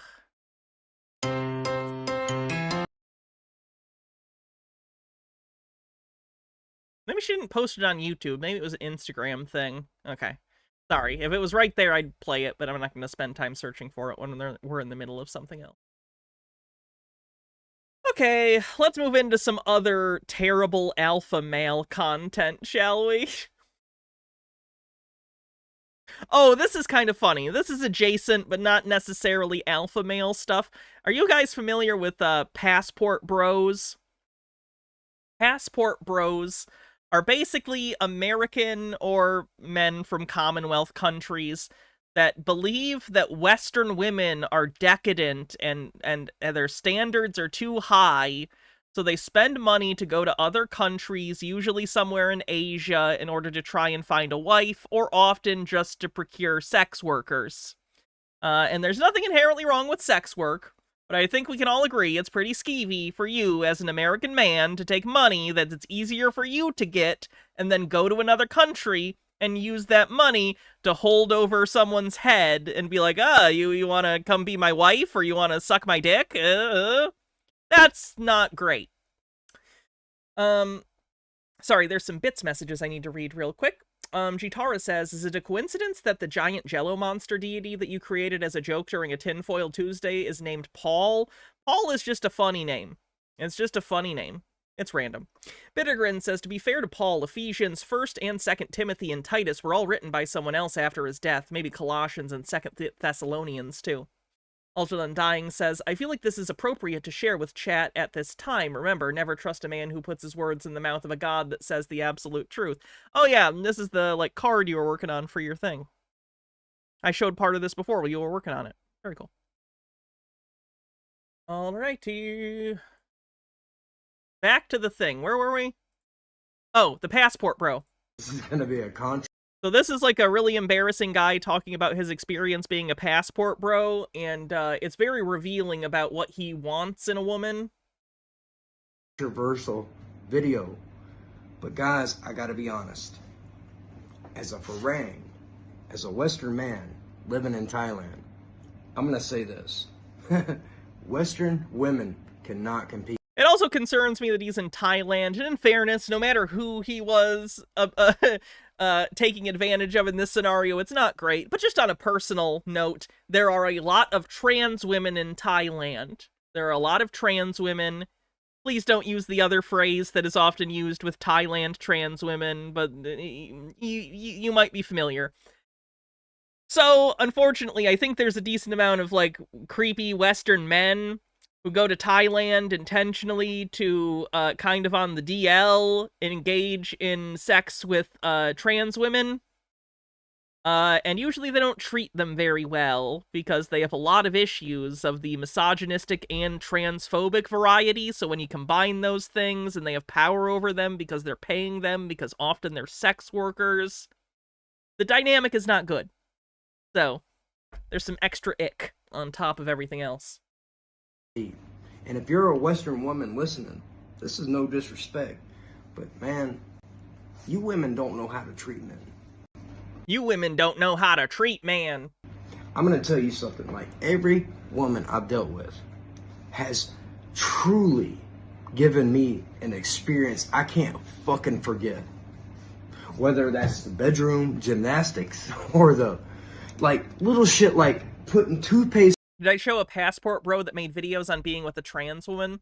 I think I'm familiar with him, but I haven't played the videos, because I think a lot of them have, like, slurs for trans people. On my fucking toothbrush in the morning. Let me go back on that. An experience I can't fucking forget. Whether that's the bedroom gymnastics or the, like, little shit like putting toothpaste on my fucking toothbrush in the morning. That's really bizarre. Were you not using enough toothpaste and she was trying to get you to use more so your breath didn't stink? Like, that's really weird. If someone tried to put toothpaste on my toothbrush, I'd be like, what the fuck are you doing? This is not a multiplayer activity. What are you doing? What are you talking about? He doesn't want a partner. He doesn't want a wife or a girlfriend. He wants a slave that he can fuck. He wants a mommy he can fuck. He wants a bang maid, in the immortal words of Danny DeVito. Like, refusing to let me bathe myself. Were you doing a bad job at it? Every woman I've dealt with has made my bed. This man stopped maturing at 10 years old. What, I gotta make my bed? Why can't some woman do it for me? Dude, this does not make you look good. This is not a good look. This makes you look really bad. This makes you look really, really bad. Made my bed. Refuses to let me do this stuff. She folds my clothes. Organizes my damn shoes. Fenekigami says, here's another thing. The claim that Western women have too high standards is you admitting you're a failure of a man. Men, according to these guys, rise to any challenge, so the fact that these guys can't stop complaining about Western women having too high self-esteem is basically them admitting what losers they are. Yeah. Blows my mind. I've had chicks, like, get my dirty laundry together. I'm like, what are you doing? She's like, I organize, I do. It's like natural. And guys, once you experience this is why women are mad. This is why Western chicks are mad. I don't think I've ever seen women get really mad about this. I've seen them call it cringe, and I've seen them, like, talk about concern for women in these scenarios, because I think a lot of women are familiar with guys like this. And, like, you know, the power dynamic issue. Often these guys are going into poorer countries where they can flaunt their relative wealth, and the promise of going to a different country where maybe people view as having better opportunity. Like, it's an abusive dynamic, potentially. Like, it's really not good. I'm not saying anyone who meets someone from a different, like, social or economic background is abusing them. Far from it, of course not. But, like, in this situation, that's basically the entire point, is that he has power, he has leverage over these women. That men get their passports and they fucking leave because women here know how to treat men. And I'm sorry, ladies. Does he understand that this is also entirely transactional? Like, does he care at all that she does not like you? And if he doesn't, he doesn't have to. He doesn't have to care. Whatever, it's his life. It's just, to me, it seems very sad that you would settle and enjoy a relationship where it's fake, basically, where the person doesn't care about you as a person, where the person doesn't, like, love you or care for you, and vice versa, it's transactional, and that would just be depressing and sad, right? Not only that, but if materially things change, you think they're going to stick around? They were obviously only with you for that, so you better keep it up, otherwise you're alone again. Like, it's just bizarre. This is on you.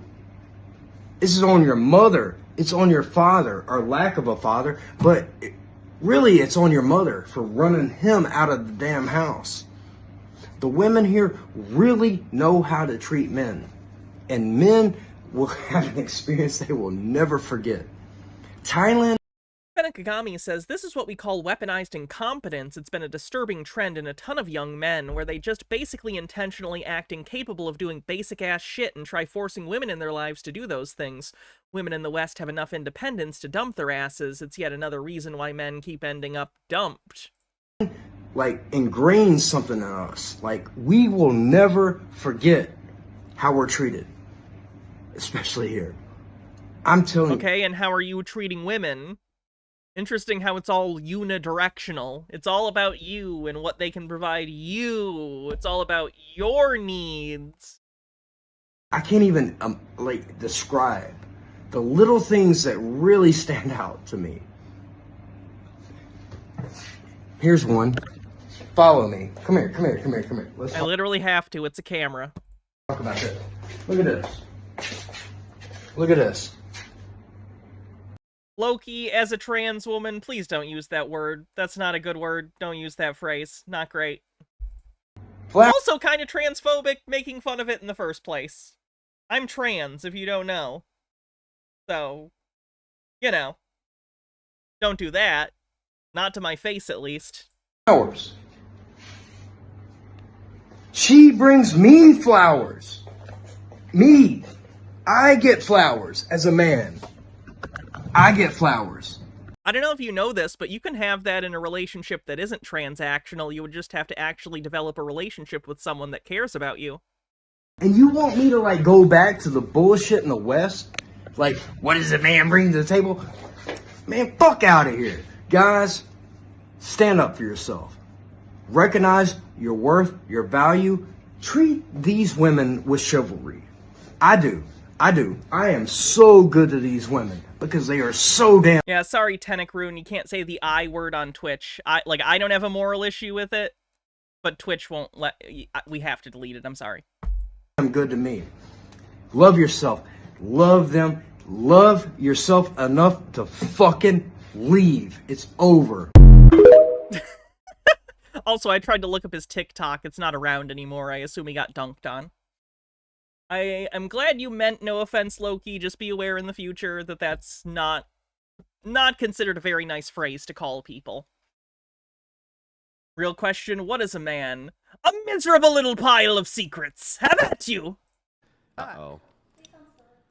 Oh, this is funny. This is on one of those really shitty dude bro podcasts that there are about 10,000 of. Also, Vocal Duck Gamer, thanks for following. And they tried to have this woman open a jar to try and make some fucking point about, I don't know, make some fucking point about strength, and it's pretty funny. Uh-oh. Come on, you can do it. Put it right side up. Just You can so it do doesn't it. You spill got on you. this. All right, bro, I can't do it. Here. All right. Dude, this seems a little immature, no? For Hey, the guy $1,000? sent $1,000. Yeah, but it seems slightly immature. It's all fucking it's just slick for, now. It's a little, See, it little fun. is. I gotta grip it. Uh-oh, Andrew. If you can't open it either. Well, your hand greased the whole top of it. My hand are fine. Here, high five. It My literally... Also, I don't know what men need to hear. Oh, I'll explain it in a sec. Lennon Cat with 40 bits says, the woman at Domino's really loves and appreciates me. Every time I go there, she cooks me a pizza, and all she asks in return is $20. Okay, so I don't know. My audience isn't full of a ton of, misogynistic dudes, so I don't know why I'm even saying this. You don't care. It's not gonna affect your life in any way. But the reason that there's the stereotype about the jar opening thing, it's not about strength necessarily. The actual skin of men and women, or at least people with primarily testosterone or estrogen as their primary sexual hormone, have different skin. Literally. You know how, people with estrogen, their skin tends to be softer? That's because of hormones. Literally, the skin layers on the outermost layer are structured differently, so you can't get as good of a grip There's not as much resistance in your skin. So that's why. That's why often people with estrogen have a somewhat more difficult time opening jars or things of that nature, because your skin is, like, different. Your skin will literally give more as someone with estrogen in your system. I had this happen. On top of losing strength through estrogen, my skin changed. So yeah, opening things becomes a lot more difficult, because if you're on testosterone or have testosterone like I used to have, I understand. It feels, you don't even think about it. It's just your hand is your hand, and it's solid, and you twist it and something comes off. When you have estrogen in your system, the skin just gives more, so you don't have as much tension to be able to do things. Anyway, that's my little hormone PSA. It's like, feel it. Isn't that greasy? It was like that already. Oh my god. No, it wasn't. You greased the top. Use Oh your my shirt. Jesus, Use your Andrew! shirt, If you can't open the olive jar, you cannot Here, blame my while we're doing hand. olive jar. If you're so strong, you should open it. Yeah, I got to be able to grip it. Okay, we'll grip it. Let's It's go. literally slippery. Uh-oh. Grab me a paper towel so I can dry the top of it off. Real alpha shit right there. Oh, here's more clips of the alpha male boot camp. He's refused. Fucking pussies! That's a fucking Sir, that's your own table. You threw your own table upside down. Green guy with a $1 tip says, my wife has great grip. You think you're fucking really badass, don't you? You wanna know what I want to house? Let's go. Take your shit off. Take your shit off. Take your fucking shit off. Take your shit off. Take your shit off. Come on. Oh! You and I am a surgeon. I am a surgeon. Oh! I'll never come back here again. Come on. Take your shit off.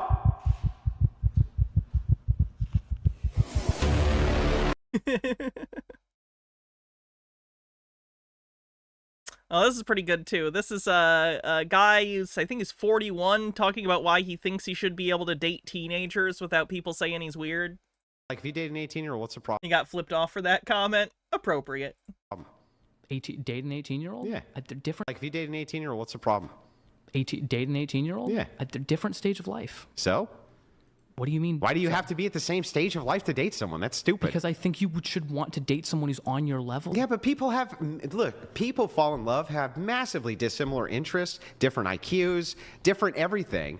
I'm gonna be honest, I don't think relationships like that last very long, and I know IQ's bullshit, but he's talking about intelligence in general. I think if you have a relationship where one person was quite intelligent in the colloquial sense and another person was not, or if one person was very inquisitive and another person is not, I don't think that's gonna go very well.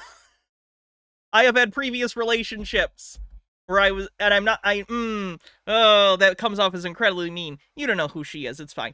I've had previous relationships with people where we have, let's say, very different interests intellectually, and it was not fun. It's not a fun time. Like, even if you don't literally have the same interests, you need to be able to interface with each other on a day-to-day basis in a normal way, and that would get incredibly frustrating if you had none of the same interests and weren't in the same stage of life and didn't have similar experiences. They don't have to be the same experiences, you don't have to agree on everything, or even the majority of things, but you need shared points of reference to some extent. And absolutely love each other. Mm-hmm. What's the fucking problem with that? I don't think there's a problem with it when you get a lot older, but I do think, like, men of your age dating women who are in their late teens, even if it's legal, is weird. Why is it weird? It's weird because it's usually indicative that you treat women like shit, and in order to hold a relationship together for any amount of time, you need to prey on young women who haven't had enough experiences with men in order to see your red flags. So you can easily abuse them and manipulate them without them knowing what you're doing, because again, maybe they're not quite as confident, maybe they haven't had as many experiences, so you basically predate upon them. That's it. It's pretty simple. You are doing it because either you are insecure and don't want to be compared to other men because you know you don't stack up, or because you want to take advantage of someone who doesn't have the experience to see how fucked up you are. And neither of those things is indicative of a very healthy relationship or goals for a relationship. So stop it. That's quite the argument. It also makes people wonder if you groomed them. True, very true. And to be clear, I want to be clear about this too. I'm not saying all age difference dynamics are like a problem necessarily. It's an issue when you're in that like younger range, when like they're just becoming an adult. If you're someone in your 60s and you were to date someone in their 40s, I don't think that's a big deal because they're an adult. You know, they're already an adult. 20 years of difference between 40 and 60 feels like a lot less than someone who's 18 and 40. You know what I mean? I'm specifically talking about people who are, like, young adults who don't have a lot of experience being predated upon by people who are doing that specifically in order to try and find people that are easier to manipulate. Are you? Oh, it's weird. Hold on. Weird. Are you arguing that there is nothing problematic whatsoever at all with, how old are you, like 50? Well, no, I'm younger than you, probably. I just want to point out the fact that this guy thinks he's younger than this guy is really revealing to the level of self-delusion he's under. Look at these two men. What is the bottom guy's self-image that he thinks in a million years the guy on top looks older than him? This man is halfway to a Santa Claus beard. And he thinks that this fresh-faced, younger-looking guy up here looks older than him? The guy on the bottom is delusional and has no accurate sense of self. I don't think he knows what he looks like. I think he looks in the mirror and just does not see reality. Because how in the world could he see this and think he looks younger than the guy on the top? He looks like he could be his dad, frankly. He looks like he could be his dad. Benikagami says, it's also weird because it means also that you can't stand to be challenged as well. If you routinely are dating someone at a lack for a better term, lesser state than you, you're admitting you can't handle an equal. Yeah. And again, I'm not trying to shit on anyone young in their late teens or early 20s. You just haven't had as many life experiences, and you're going through a lot of different developmental things, like, still. I'm 31, and I'm still in a constant state of, like, change and learning about the world and myself, but especially when you're, like, just getting into the world of adulthood. You're gonna change so much and have so much to experience that, like, it's just not appropriate, and it's putting yourself in a bad place to date someone that much older than you who probably has pretty ulterior motives.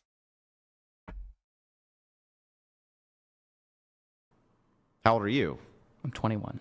22, sorry. Oh, okay. That accounts for the stupidity. Notice what he just did there. Oh, you're 22? You must be an idiot. That's 4 years older than the women he's saying he wants to date, but he says this guy's too stupid at 22 to have an opinion that he respects, but he wants to date women 4 years younger? Make it make sense. Make it make sense to me. Make it make sense to me how those two statements can exist within the same fucking TikTok video. No. Andrew. I'm 41. Nice. 41. 41. Mm-hmm. Do you think nothing wrong with you if you wanted to go by UC Santa Barbara right now and, you know? So what would be wrong with me dating an 18-year-old woman who wanted to date me? Why would that be problematic? Why? What's strange about it? Jitara says, the funniest part of that guy failing to open the jar is that he tried for like 2 minutes while he kept using the excuse that the top was too greasy for him to get a good grip. The lady was like, so since you can't open the jar, does that mean I have power over you now? Then the lady called her so-called soy boy boyfriend, who was off screen, over and asked him to see if he could open the jar. Her boyfriend opened the jar in like half a second with minimal effort. Did he do the thing where I loosened it? Because you are in different life experiences than she is. She is vastly... Yeah. Do you think 41-year-old women are going to be... Like, let's say I wanted children. Don't you think I should date younger if I wanted to have a lot of children? 18-year-old. I think if you're 41 and want to have children, you probably should have already started that out by now. Like, it's not impossible to have kids over 40, but, it's going to be harder, and the results are going to be less ideal. Like, I don't know if you know this, but geriatric sperm is like a factor in a lot of like developmental and birth defects for children. So even if you were to get with some woman who is, you know, of childbearing age or whatever, your sperm is going to cause issues because you're older than, is typical for fathering children. So it's a little weird that he's obsessed with that. Role to have children? Well, you're going to be able to give me the most amount of children, right? Okay. Does this guy have any kids, by the way? I genuinely don't know this guy on the bottom. Does he have kids already? Tell me what's wrong with that, Oliver? Yes. What? Because you were taking advantage of someone. Oh, taking advantage. Isn't it the case that if I'm 41, she's 18, the chances that our children are going to have more resources than if she had children? Do you fucking think you live in a cave? What are you talking about? With another... I don't think someone should be having kids at 18 anyway. Fuck, I don't know if people should be having their kids in their 20s at all. But, whatever. For 18-year-old, our children are likely going to have way more resources, right, Oliver?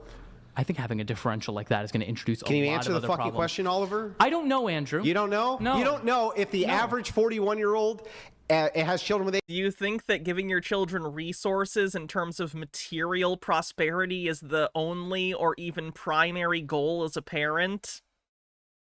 18-year-old, that 18-year-old's going to have more resources for their children than with the average 18-year-old, Oliver? I think she's going to be traumatized as fuck. Can you answer the fucking question, Oliver? I'm not interested in, your emotional state. You're also not interested in the emotional state of 18-year-olds if you want to date them. That's answer the insane. question. Green guy with the dollar tip says, I would argue that all sperm causes issues. I have multiple jokes that I'm going to go ahead and file in my brain for my own use and not say. Okay, let's see. What other bad alpha male advice? But when I see billionaires online who are like, I hoarded every single dollar and I invested back into real estate and this, that. No, you have stupid ass income. Oh, this is literally, I remember what this is. Okay, sorry. Here's another, this is not the same $18,000 alpha male boot camp. This is a different one. Penakagami says, it's funny how the daddy of all these guys, Jordan Peterson, couldn't handle pushback from 20-somethings during the Jubilee debate. Weak men like this are just inferior to anyone, and without a massively stacked deck, they can't even be on an even field. No girls, no alcohol, no junk food, no drugs, no smoking, no party, no entertainment, no video games, no distractions, no negative people. The Bali time chamber is a new concept that removes everything that's not making the Bali time chamber men grow. When you enter this place, the only thing to do is train no girls allowed. Eat healthy food. He runs a Catholic podcast. Of course he does. Of course he does. Let me save this guy under Chud Watch. Hold on. Where's my fucking chudwa? Feckin'. Ugh. What is my accent? I'm usually pretty good about hiding the Michigan accent until I say motherfucker or something like that. Saunas, reconnect. The stuff they don't say on TV that reveals me. With nature, network with other ambitious men, walk to the waterfalls, do ice baths, meditate, read books, exchange knowledge, learn new skills, take time to think and plan. If these people had worthwhile knowledge, why are they here? Plan the future. This is a life-changing experience that improves the life of many athletes and entrepreneurs from all around the world. Will you be a part of it? I hope not. Did you know about this place that doesn't let any women enter? It's a secret location. That's such the selling point. Did you know that you could go to a place with no women? Probably in your hometown? What is this? You think you need to go to another country to not be around women? Also, really weird. Weird attitude for these dude bros to be like, I fucking hate women. If only I could hang out with a bunch of sweaty, shirtless dudes in the humid jungle. In the middle of the mountains of Bali that only accepts men who want to take a break. Did I see the steak they called a healthy meal? I mean, that's not surprising. They're probably into the carnivore diet stuff. From their routine, remove all distractions, be hyper-productive, build new habits, stick to a clean diet, work out every day, get in their best shape, do ice bath, reconnect with nature, learn new skills, and network with other like-minded men. The minimum stay is 1 week, and most people stay 1 month. Would you participate in this adventure? I wonder how much money they're charging for this. This place went viral all around the world because they don't accept women or vegans. It's a...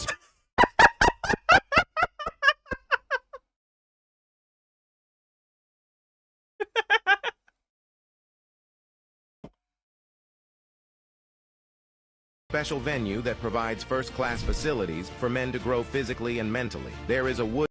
Jitara says, I'm gonna sound like a dick here, but if producing a ton of children was a priority for that guy, maybe you should have considered that before being 40 plus and still being maidenless and not having fathered any children yet. It's not on the 18-year-old women to be as available and fertile as possible to fulfill his fantasy of making a legion of groin goblins. Don't you understand? All women are here to serve him, though. Wood-burning sauna overlooking the mountains, a pool with hot and cold baths, a fully equipped gym, and a private restaurant that serves only nutrient-dense food any time of the day. It's surrounded by many waterfalls and has zero distractions. Athletes and entrepreneurs are coming from all around the globe to live this experience. Would you like to go there? No. This place kind of sounds like a nightmare, honestly. This place is going viral on social media because they don't accept women. It's a new concept. It's just so... It's like their catchphrase. We don't accept women. It just opened last year and has been fully booked ever since. Men come here to train hard, eat grass-fed meat, do sauna and ice bath, grow their business, spend time in nature, plan for the future, and to connect with other like-minded people. The minimum stay is 1 week, but most guys stay here 1 month so they can be hyper-productive and spend time focused on their goals. This is the perfect place for fitness enthusiasts, entrepreneurs, and health-focused men who need a complete reset. Okay, idea for a movie, detective story, murder mystery set at the dude bro alpha male retreat. I don't know what detective you would need. What's the personality of the detective? Maybe you get the guy from Glass Onion. What's his character? Shit. Well, what's his character? I forget. I like him, but I forget his detective name because there's only been 2 movies. Benoit Blanc. Thank you, that's his name. Benoit Blanc is gonna go solve a mystery at the alpha male dude bro retreat. This is the first place that doesn't accept vegans. The menu has a large variety of red meat, fresh fish, bone marrow, and even beef liver. You can have more than 1 You can get these things in America if you want them. kilo of meat every day included in the price of the experience. The kitchen only serves organic food and doesn't cook with any seed oils. And the best thing is Oh, there's that seed oil shit that they're obsessed about now. God damn, they're so easy to lead, aren't they? You can customize your plate with all the ingredients on the menu to choose exactly... It's gotta be a woman detective, not a guy just to fuck with them. Marple? Maybe Marple? That'd be kind of funny. what you want and how much to eat. There is a sauna, an ice bath, and a gym overlooking the mountains. It's a dream for all athletes and entrepreneurs who want to take care of their health while working on their goals. Most participants stay here for a month and leave in their best shape ever. Be quick if you want to book your stay because spots are really limited. I'm good. I'm actually good. Thank you. Thank you very much. Altered Undying says, now I'm imagining Nero Wolfe sending a secret Archie Goodwin here, or his secretary Archie Goodwin here, so funny. Did you know that Nero Wolfe is Sherlock Holmes and Irene Adler's bastard child? In certain canons. Anyway. No women, no parties, no entertainment, no Sorry. No women, no parties, no entertainment, no alcohol, no distractions, no junk food, no smoking, no hookups, no video games, no negative people. This place sounds like it sucks. H-Bird says, you'd think with all the money they charge, they could hire an actual voice actor and not an AI voice. You gotta understand that for the kind of tech bro, dude bro asshole that this is aimed at, the AI voice is a bonus. They like that. removed everything that's preventing men from focusing on achieving their goals. It's a new concept of retreat in a secret location in Bali that has the best environment to grow. It's like a bubble of productivity, where the only thing you can do is train hard, eat clean, do sauna and ice bath, plan for the future, spend time in nature, eat hot chip and lie. Wow, they have so many of these goddamn videos. Veganism is not accepted in this venue. It's a It's just every video is this. Look at how many videos they have, and it's just all the same thing. Look at it, just keeps going. It just keeps going. Look at how many, it's just the same video. Let's try this one. Training should always be a part of your life. We can't separate our minds from our bodies. A weak body will inevitably lead to weak ideas. A strong body does more than just reflect our health. It reflects discipline, sacrifice, and the ability to overcome challenges. It shows that you're not afraid to work hard for something. Everything is connected. When you take care and vegans can't exercise of your physical health, everything else will follow. you will be better armed to face any obstacles along the way. You'll have more energy and higher focus, and you will feel more capable, which will increase your probability to succeed in your goals. What about the latest video? Veganism is not accepted in this venue. It's a special concept that opened last year and Jesus Christ. Let's look at their website real quick. You're about to open a link. Open anyway. Full immersion with our documentary! Oh my god, they have a 30-minute documentary! Hell yeah. Hold on, let me see the pricing for this. What's the pricing? Oh, yeah, it's one of those things. You gotta fucking put your shit in there, and then they'll email you an estimate. Go fuck yourself.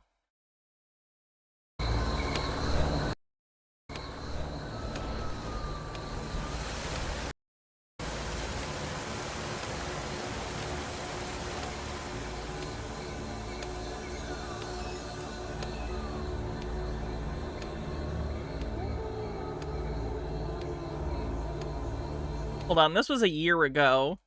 Are they still posting content? Are they still doing this? The thumbnail for this is... Oh my god, they're such dorks. Hold on, the thumbnail for this is Dragon Ball. It's the fucking dragon from Dragon Ball, and if you go to their girl-free island, he'll grant your wish or whatever.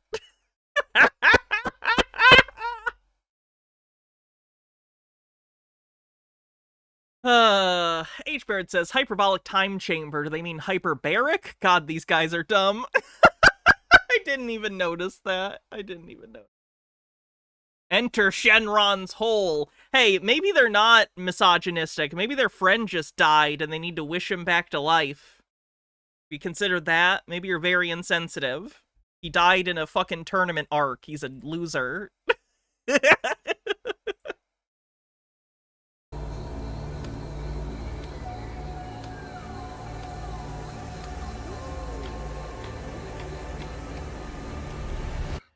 You thought I hated anime? Where does the line between Hannah the person and Hannah Reloaded the character end? Who knows? How many lies have I told you about myself to justify a character that tells jokes on the internet? Who knows? You'll never know. You'll never know. In today's world of distractions, social media, daily tasks and to-do lists that never end, societal pressures and isolated working and living conditions, I remember reading the website and it talked about the Dragon Ball Z hyperbolic. Have I? Oh no! Oh my god! They really? Oh my god! No! He means the thing! Oh fuck!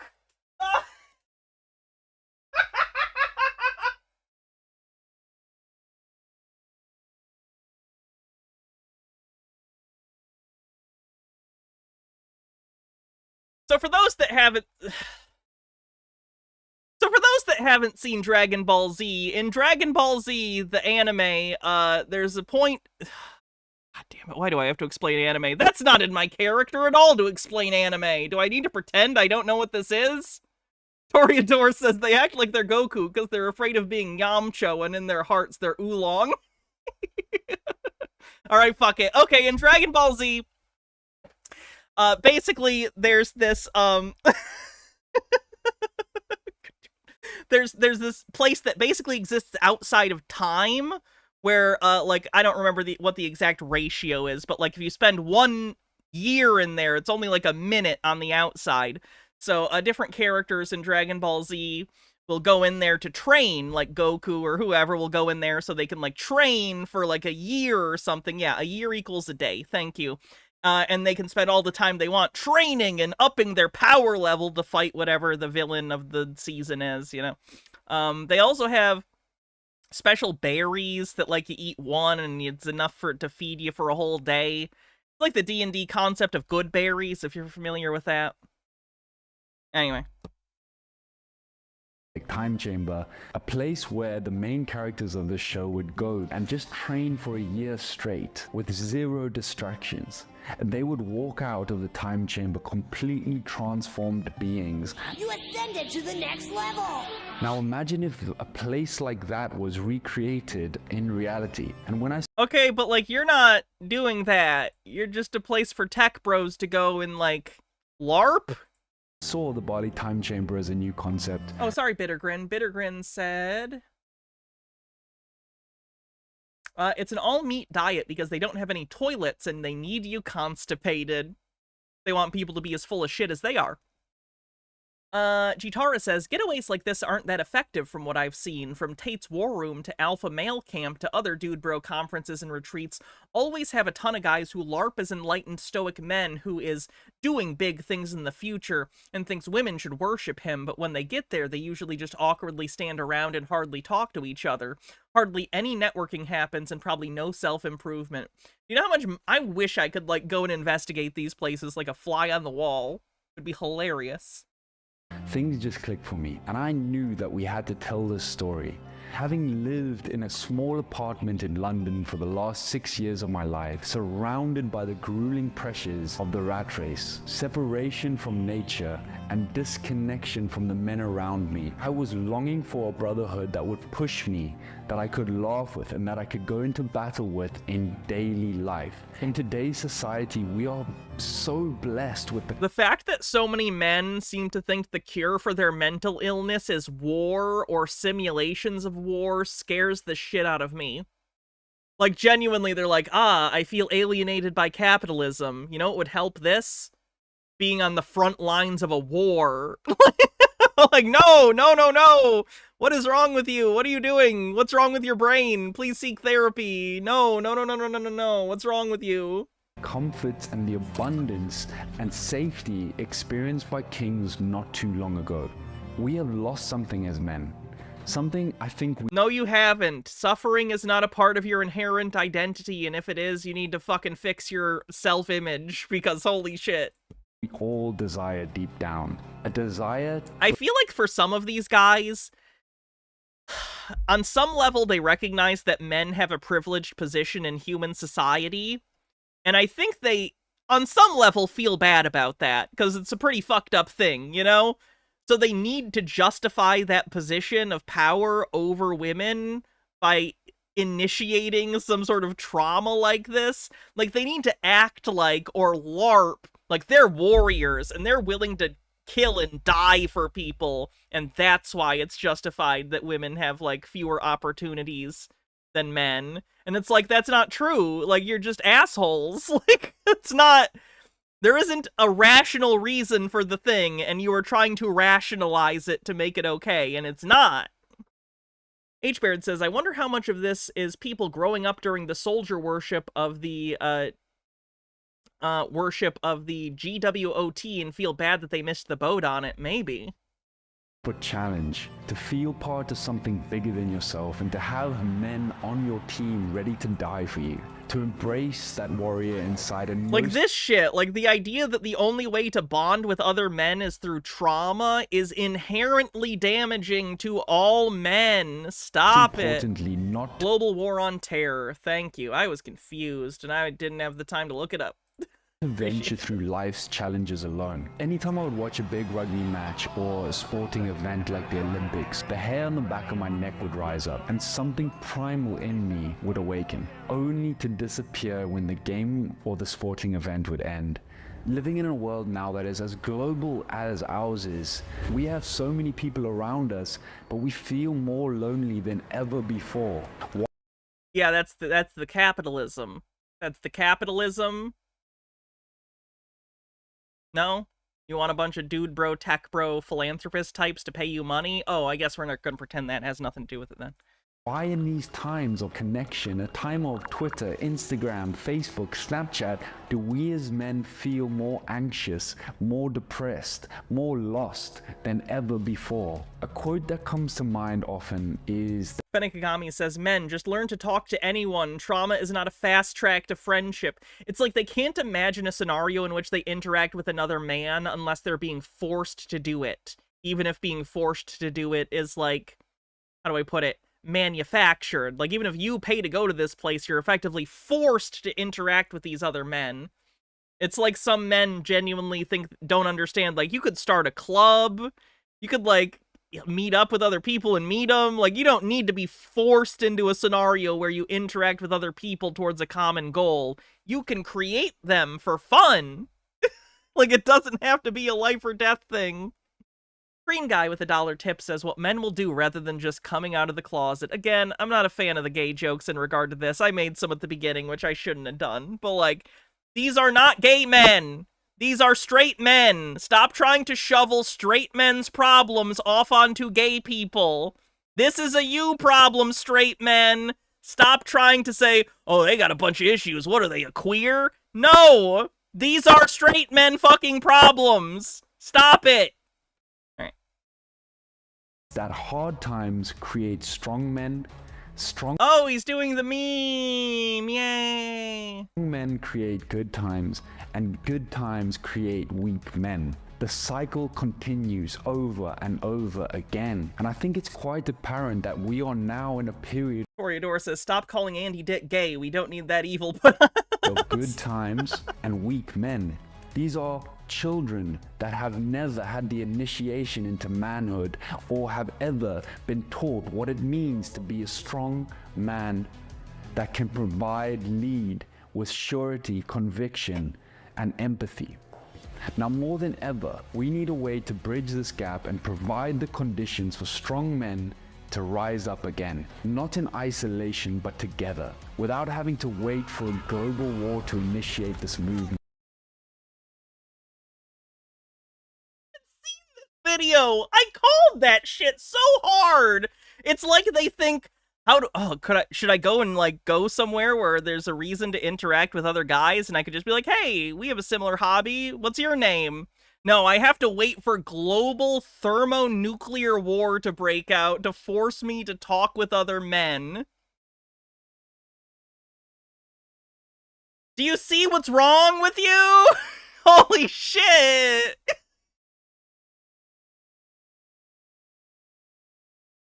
Penikagami says, these entrepreneur types have no genuine interests. At best, they have distractions. That's part of why they can't form relationships normally. They have no way to naturally bond with others. Their whole life is the grind of making money. H-Baird says, I kind of wonder if this is indirectly due to the death of television. A lot of people are watching YouTube and TikTok and not having basic social skills modeled for them. I don't know. Maybe? That's a pretty out there theory.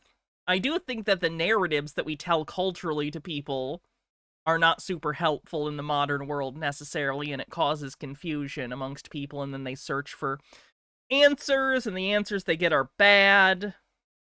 But I think it's multifaceted, like most things.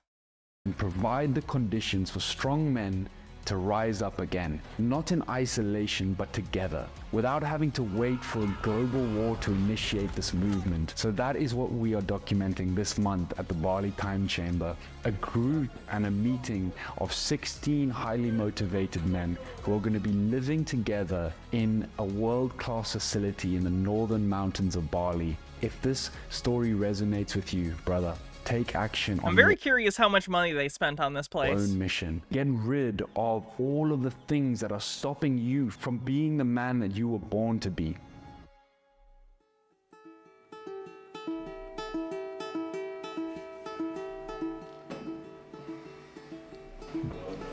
Hello guys. What's up? Better?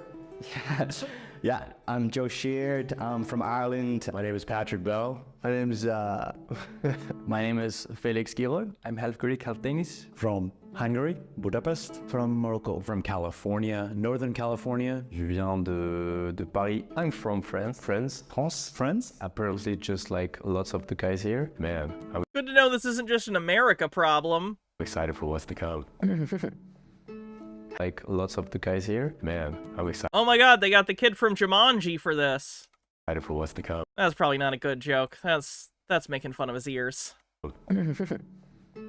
Hi, my name is Nico. I'm the creator of the Bali Time Chamber, so welcome to my place. So the Bali Time Chamber is kind of a capsule where it's not just about training, it's not just about business, it's not just about relationships, it's about everything at the same time. If you can see all the other concepts of retreats all around the world, you just have a schedule, you have a A Jumanji reference. What year is this? You sit down, you listen. This is completely different. My big priority was when people come here, they don't have to think about anything else than just working on themselves. This is no schedule. Really hyper focus on this whole month. So the Bali Time Chamber is located on a really steep hill, so we have 4 cabins that can accommodate 4 people in each. It's really minimalistic and really efficient, and we have a whole crew of staff just taking care of everything. Food. I don't even want to know how little the staff is getting paid to take care of these rich, fucking entitled assholes. These poor locals. Cleaning, laundry, all these small daily tasks that takes you away from your goals and the thing you want to really work on. Yeah, I want to make this place a center. Has anyone seen Infinity Pool? To create superheroes, you know, I want to have guys coming from all around the world which are master in some fields, like we already have here. They just arrived and we have so many guys already pulling one-arm chin-ups. We have some millionaire guys already. We have guys who like have a deep knowledge on the human body, and we can all share our knowledge and experience, and that's what makes this whole thing really, really powerful. Being a man is just not being strong or being rich. It's a whole thing that we try to share in this Bali Time Chamber.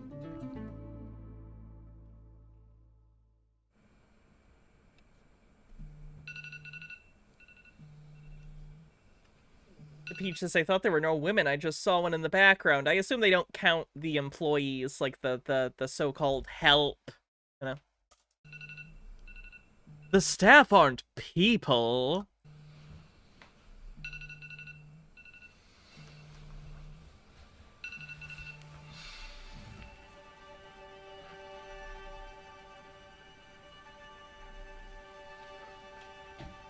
Who else is gonna cook and clean and make sandwiches? Sandwiches are for bitches. They only steak here 3 meals a day.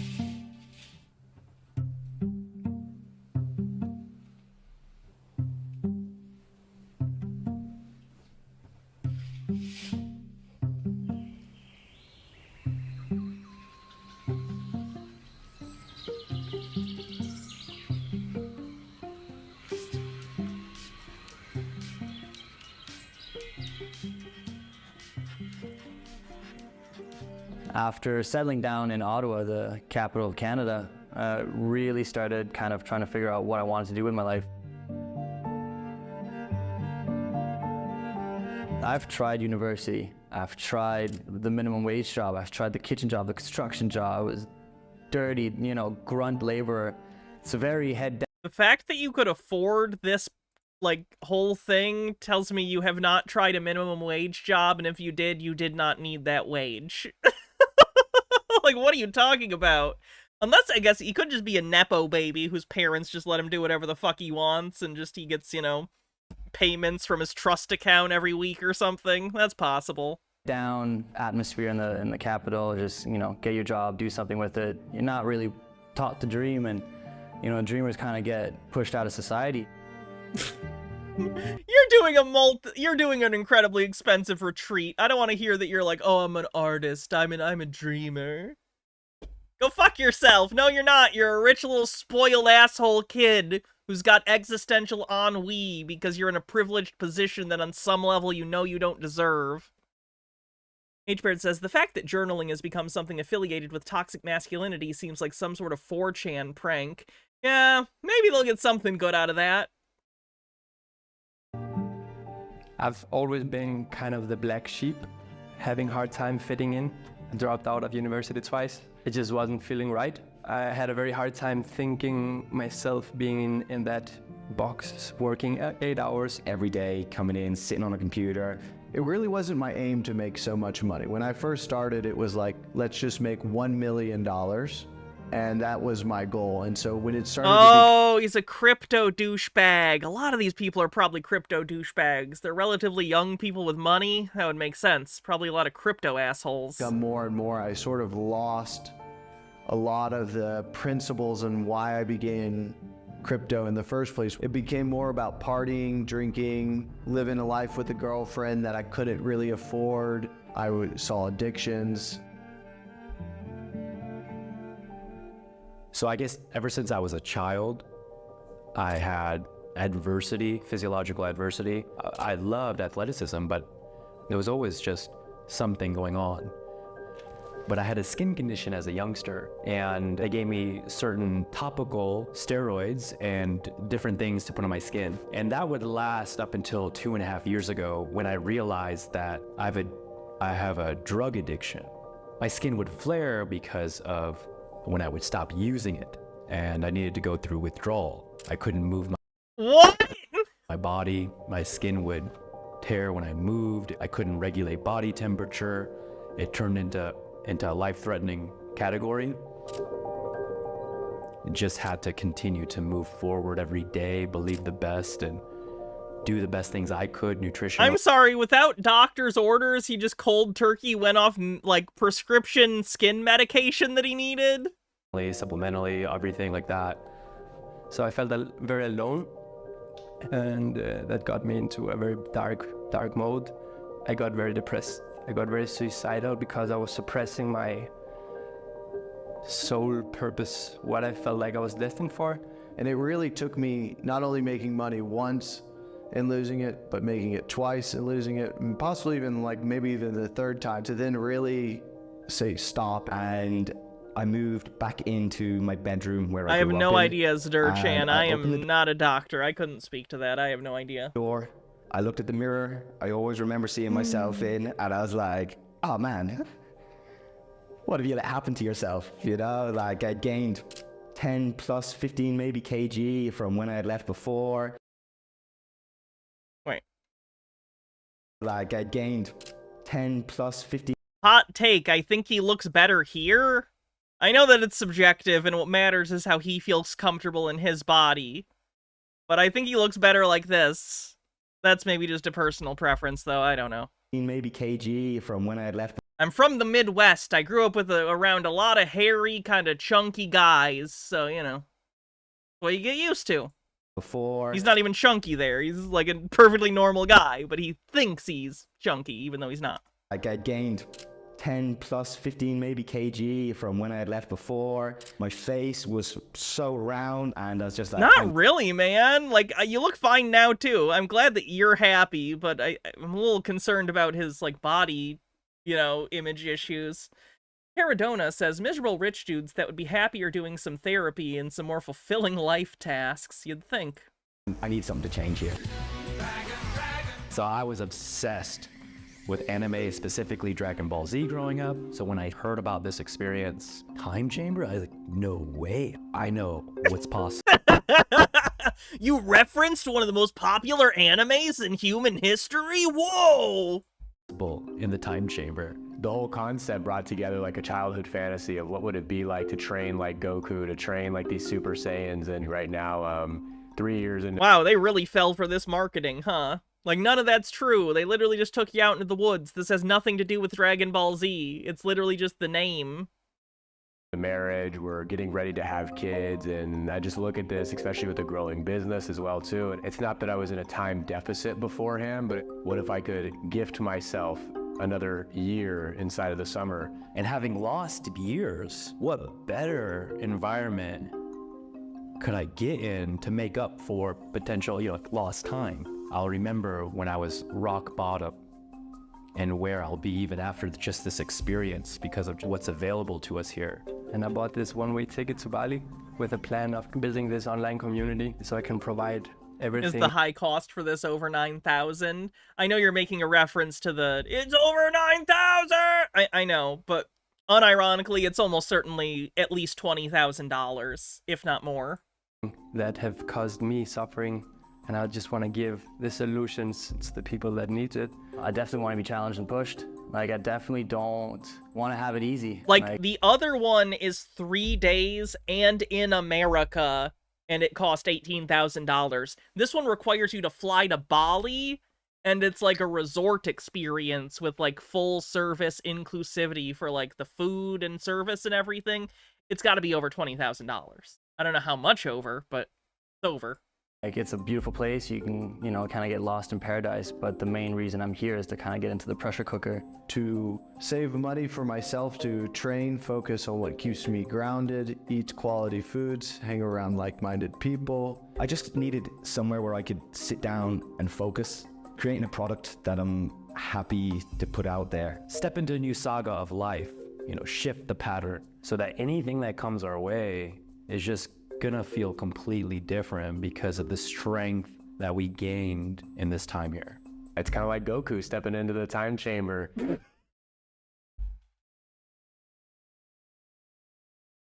And I thought I had an unhealthy relationship with fiction. Jesus Christ.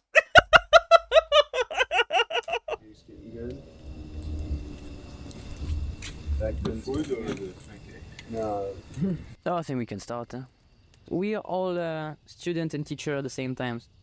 We all have unique experiences, so it's also the duty to share it, to share what you did so you can help other people. And by saying it, by expressing it, it's also helping you. All the thing that's brought me the most was always the small discussion with some guys. You know, you just get the best out of one guy. Here was really cool. So like we have 16 guys to just take the best from each other. We directly go to the effective parts. And I feel like that's more powerful. You don't need to spend tens of thousands of dollars to make friends. You are getting scammed. Then a classic retreat when we just sit down and have a schedule of like, this morning we do this, this afternoon we do this. Everyone is coming from different background and you all have different goals, but you're all gonna have this experience of like getting to a new chapter and you're gonna just make it your own way. It's just the support. It's just like, okay, we're here to support you during these whole months, and then you're gonna do what you want. Right? Fucking hell! They all share a similar interest already. You're so right, fucking Zolit Lionheart. They could go to, oh wait, no, sorry, Marcel Paul said it. Anime conventions. They could all just join anime clubs or go to conventions. And they wouldn't have to spend tens of thousands of dollars. Do you know how many people on the internet like anime? They could join a message board. They can join a Discord. What the fuck? But I was really hoping that like you guys come here and we can like start this whole new concept, because it didn't really exist before. Like I didn't find anything like this. When did you start thinking about creating this place? Exactly 1 year ago when I started. I was actually like thinking about going back to France. I wanted to kind of stop the online business because I just didn't feel really connected with it. It was good for a few years, but at some point I felt like, okay, I want something in the real world. So 1 year ago, instead of going back to France, I said, okay, let's just try again. Let's just move around and like see if I can find a place that I can feel home and I feel like there is potential. And that's when I arrived in Munduk. I met Nico in my accommodation in the middle of a plantation. And I passed down the road, I saw this place, Munduk Love, so I went back and... Toreador with 50 bits says they could spend that money on cosplay and I'll go like the Sentai team or Space Marines or Helldivers or whatever bullshit they want for that money. Benikagami says, forget training to be like Goku, train to be like Yuji Itadori. He's a super athletic, and his response when an overweight girl that had a crush on her did the whole makeover bit was to immediately recognize her act like, oh, whatever, you were fine before, but as long as you're happy. Why did I pick a video where we'd have to talk about anime? And that's how I met Oka. I said, okay. H-Baird says, honestly, if all else fails trying to make friends, 1, find people at your job who are roughly the same age, career level as you. 2, start a group chat with them. 3, within a month, you'll basically be a clique. Yeah, I want to stay for... Bravo Needs Bacon, thanks for a 3-stream streak, says, happy Thursday, I need pizza. We all need pizza. For a few months, like, is it possible to do something? And he directly said, yeah, no problem, you can use our kitchen, you can use this. And I was like, okay, that's awesome. And Nico starting bring some equipment, training, and I know Nico step by step. I just clicked directly with him. I just felt like really good energy. Nico make a hobby and walking. This is a good idea. 2 months after, we starting discuss about time chamber. Everything started happening after I met Oka, because he... Does this place provide the steroids, or are you supposed to bring your own, by the way? Just curious. He allowed me to stay here, and he showed me the land. I remember the first time we came here and I just saw this amazing view and I was like, okay, wow, there is a huge potential here. I just fell in love with it. I didn't want something really accessible. You know, I relate to steroid users. I'm also on performance-enhancing hormones.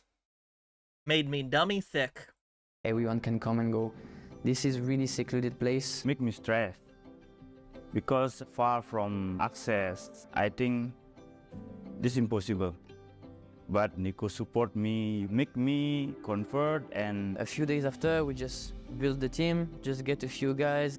Door to door, the farmer who not have work, so we invite to working together. I would say we had a few guys that had some experience building before, but most of them, they had zero experience. We learn in some YouTube, some social media, we sharing.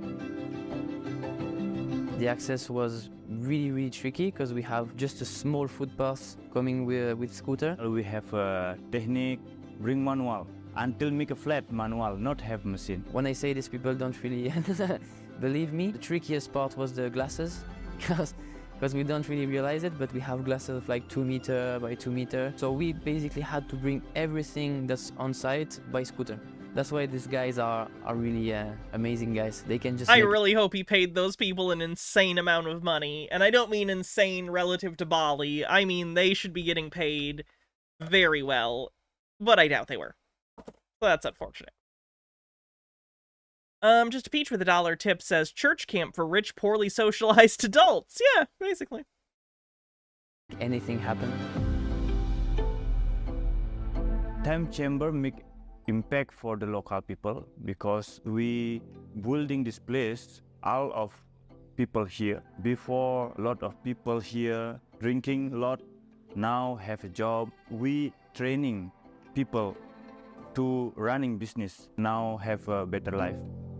Oh, I am so uncomfortable. That's the dichotomy, because yes, you're paying people money, but you're probably not paying them fairly, and you're probably not treating them well. Oh no. Oh, fuck.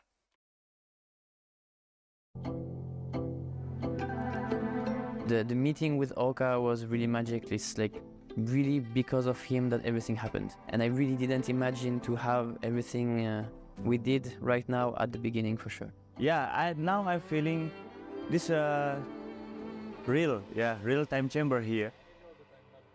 What happens when this inevitably fails and all these people lose their jobs? That's not going to be very good. Fenekagami says, again, I doubt these guys are actually fans. Anime is probably a distraction for them. Hell, if they watched Solo Leveling, which frankly I'm surprised they aren't referencing, they would have been the fans that got pissed off when the main character cured his mom's sickness and she finally woke up from her coma after 3 years, which was the entire character motivation. I didn't understand any of that. Let me look. When's the last time they've posted? Are they still posting? No, they haven't posted in a year. Are they even still open? Oh boy. Well, they had a website that was still available, so they gotta be. Right? Right? Because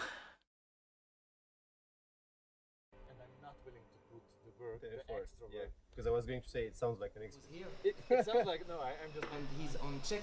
He can't. So let me get on the bar. Yeah, I got you. When it dings, he can't. Yeah. The next person goes. All right, you good?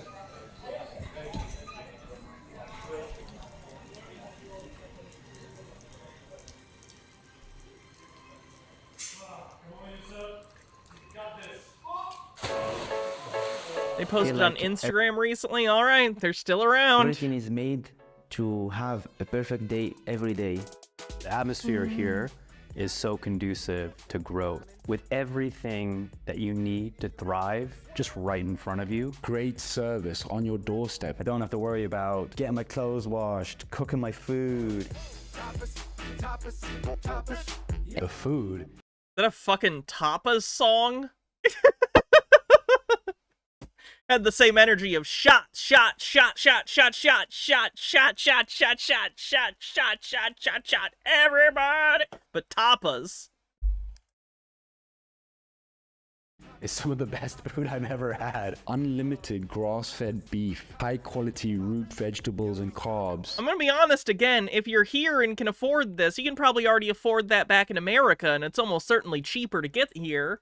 We have many connections with all the local people, so we can have really fresh food. It's probably seasonal due to monsoon season, which ends in March. That makes sense. Fish, seafood coming from the island. We have one of the best meat coming from Australia directly here. The main priority for me, it was to have the best food. I'm not gonna lie though, this does make me want steak. The steak does look good. I don't think the carnivore diet's a good thing, and the weird fetishization of steak they do is incredibly bizarre and, like, not healthy.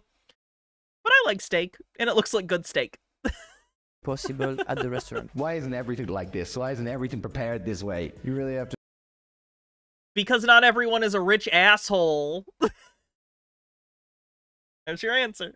To show restraint, because you work out, you train, and you exercise all in the same room where you can order food. So you can actually train, eat, and recover everything in the same area to keep this connection, not having private spaces dedicated to specific things. Yeah, there is no schedule, nothing. That's beautiful because it makes everything flow as it is. You don't waste your energy on learning something it doesn't interest you. So it's even more powerful because you're gonna talk with the guys that are meant to help you, and it's gonna happen the way you want it to happen. You know, there's people that are here that are leagues ahead of me in the business, and just connecting with them, masterminding. In what business? The rich crypto asshole business? You feel good because you're nourished.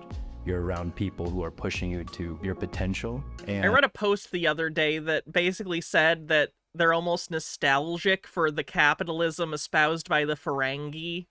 Like, you know, in Star Trek, the Ferengi are framed as, like, a capitalistic society that's, like, really fucked up. But think about this. Every single Ferengi business we saw as a product, every single one either serves products or services, and it is more or less what you are offered. We're kind of told that they try and shortchange people, but they're not selling people NFTs, you know what I mean? The Ferengi are capitalist, but they're kind of almost an ideal, like... like, you know what I mean? Kind of funny.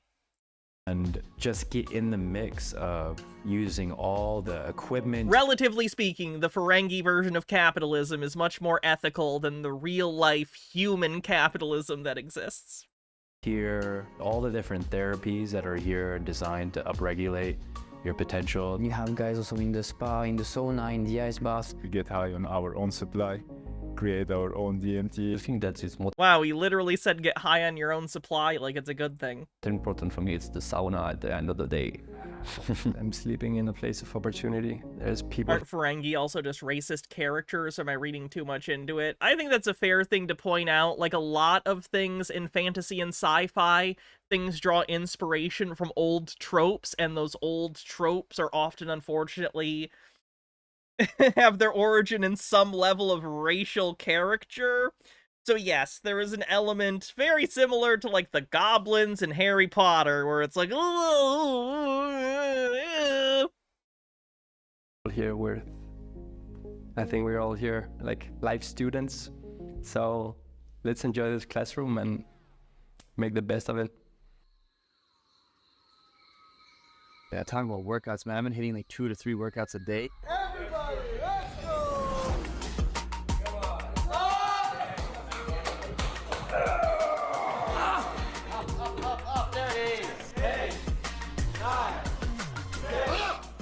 Over the last week, I think I've got 12 to 14 workouts in, which is unheard of for me.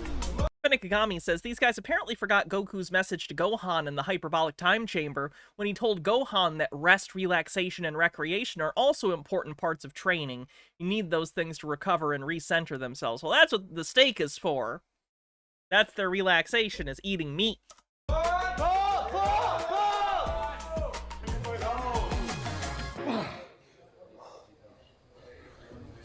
Oh, did they say 2 to 3 workouts a day? Every day, too? Because that's not good. Like, you literally need rest days, even if you're, like, a hardcore, like, fitness enthusiast who's trying to, like, gain and maintain muscle mass. You need to have rest days, or you're gonna really fucking hurt yourself. Over the first week, we saw a lot of guys set big goals and targets for their businesses. The second I signed up for the Bali Time Chamber, rest just entered my life in a whole new way. It's just been this beautiful, synchronicity of the slowness and stillness of rest, while also the synchronicity thing is a red flag. Purpose. One of the businesses that I run is called Kingdom Health, and so inside of that, I get the opportunity to go into churches and run online health coaching programs. One of the things that was on my heart is how can I take these classes that I teach in person and condense them into these easy to read picture books. So I'm averaging about 2,000 words a day. Today I got 2,700 words done before, breakfast is even starting to get served here. And so now I get to just hang out with the guys, and there's a family type environment developing here. It's bonding experience, it's a brotherhood, we are connecting. If someone's willing to take a month off of their life and commit it to their self-growth, I want to be around those guys. Hey, dipshit, the vast majority of human beings on Earth cannot afford to take a month off of their life, because if they miss even a day or 2 or 3 of work, their entire life will be ruined forever because they won't be able to pay their bills. I don't even know if these people understand that the situation they are in is so abnormal that it is outside of the realm of experience for the vast majority of human beings that have ever existed, and I don't know if they have the self-awareness to recognize that. 24/7, and man, these guys don't disappoint. Mr. Duck Sauce, this one actually isn't the $18,000 one. This is far more expensive, I'm guessing. The $18,000 one we watched earlier. These guys are, excellent. Some of the fittest lads I've ever seen in my life here, and I knew that coming here, and my fear was, am I too... Freyline says you need rest days so your body can build muscle. If you're working out every single day, you're breaking down muscle without ever allowing your body to build it back up. You'll hurt yourself and not get the benefits of your exercise. Experienced. Before I was bouncing, my ball of thought into a wall and getting nothing back. Now I'm actually giving it to a human being that has some experiences that is helping me a lot. We're here to multiply our greatness with one another, with other warriors in the time chamber. It's a little hard being away from my parent. That's a good point, Vocal Duck Gamer. Vocal Duck Gamer says, then these guys from all around the world, after a month of bonding, just go their separate ways again. Wouldn't be surprised if they end up feeling more alone than before. I hadn't considered that. That's certainly possible. Fenekagami with 40 bits says, these guys are going to end up like Mr. Beast. He said in interviews that if he ever does anything that isn't prep for a future video, he feels guilty that he's, quote, wasting time. As a result, even his family vacations are to scout out future videos. What a nightmare. I don't understand people who are incredibly wealthy and they continue to seek out wealth. Like, I'm not even saying you can't, do things with the money that might potentially make money for you. Like, maybe you want to start a business for something you care about, and maybe that'll make you money. Like, it wouldn't be a bad thing to at least break even. But, these people who it's not just that they need to be wealthy and maintain that wealth, they need exponential growth of their wealth constantly forever. That's an addiction. Like, when I used to be an alcoholic and was drinking constantly because it was never enough. Enough was never enough. It wasn't enough to be drunk. I had to constantly getting more drunk. I wasn't necessarily addicted to being drunk. I was addicted to getting drunk. It's like the same thing. They don't want money. They want to constantly be making more money and making it faster and faster. It's an addiction. Not good. A little hard being away from my mother. It was one thing actually my father, he always had with me, was he didn't care what I did in my life. He just wanted me to be the best. And I think that a lot of people here have this similar mindset. It's such a breath of fresh air to be able to talk about my father. I'm able to talk about the experience. I thought I was just going to be connecting with the guys who were here, but even the people who work here at the restaurant, through conversation, I got invited to join them at their church, and I was really nervous. I didn't know how well it would go with translating, but it was phenomenal. The people there were just so appreciative. I was so thankful just to be able to have that new experience and also carry the message that I carry. The locals here, I'm going to be friends with for a long time. We follow each other on Instagram and got That's being friends, right? Following each other on Instagram is what being friends is, right? Right? Each other's WhatsApps, and so it was a really cool surprise to be able to connect with them.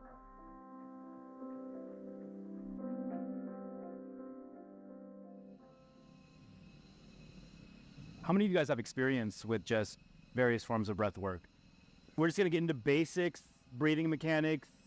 We wanna have mastery over our nervous system, shift into nasal breath, inhalation, and exhalation. Silently, strongly. Every single guy here are literally masters of their craft in some area. Top performance athletes, millionaire investors, everyone has their unique Hot take. Too many gray sweatpants in this video. I don't know if anyone else has noticed that. It's a lot.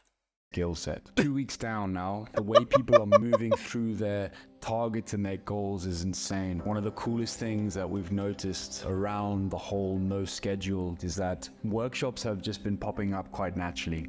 So you just see a workshop happening, you just jump to it, you say, okay, I'm interested in bulletproof money, I'm interested in this kind of Bitcoin talk. Crypto discussions, business, life stories. Nicholas did it for me without even asking. He's like, Joe's hosting a mobility class tomorrow night. I could feel like the pit in my stomach.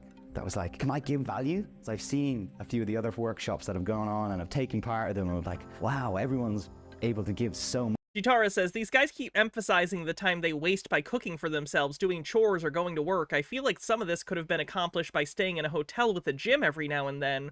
Or better yet, back when I was in college, I worked part-time and thrived in a studio apartment that had a gym. I had plenty of time to pursue hobbies, though that's not as affordable now. It would be cheaper than this. Yeah.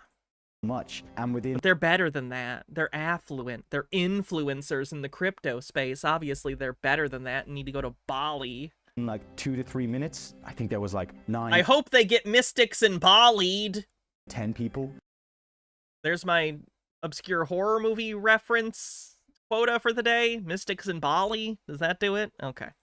Participate, and I was like, oh, seeing that people wanted to do that and they appreciated it, and they came up and they were like, I like your teaching style, man. Like, nice, Joe. Like, that's you got value, you know? There's so much value that you're not expressing.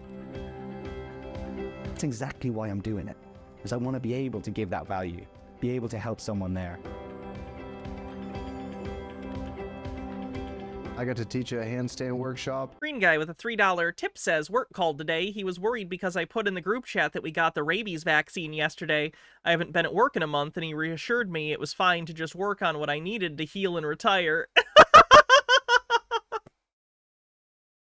Oh, that's funny.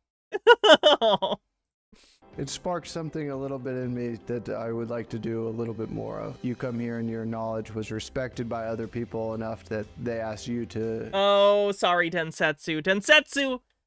Point of order for the court.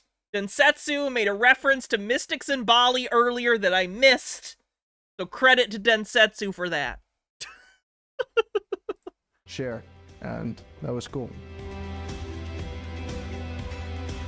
The flow and exchange of knowledge and information through the connections that are being made is something incredible, something that I think a lot of co-working spaces try to emulate. Some things that I just couldn't do at home, I can do here. Cutting down the time that would have taken you a few months, you may take a few minutes to... Hold on, wait a minute. Was he? Have we seen him shirtless in the video so far? He's the guy that has eczema, right? I'm not trying to nitpick about it, but he stopped his medication.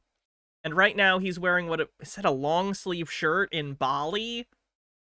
And he's the guy that actually put this all together. So I'm trying to think, is he lying about the... He's in a... Was this shirt? No, there's a short sleeve shirt. Okay. You can see that he does still have a skin condition, though. Okay, you can definitely see in that under the sleeve he's got a skin condition. Is this not him? This is him, right? The other guy wasn't him, but I'm pretty sure this is him.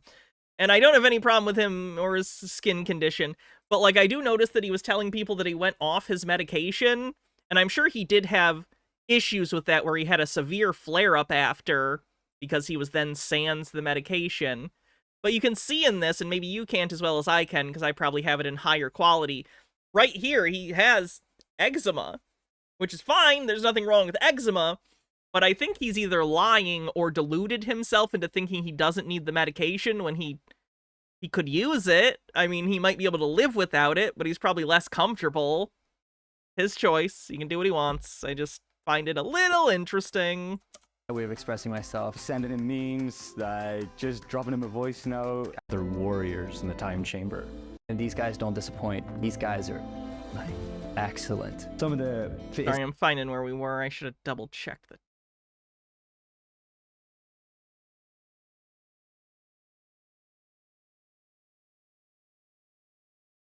lads I've ever seen in my life here, and I knew the conversation. I got invited to join them at their... to a human being that has some experiences that is helping me a lot. We're here. Where the heck were we in this? To multiply our greatness with one another, with other warriors in the time chamber. It's a little hard being away from my parent.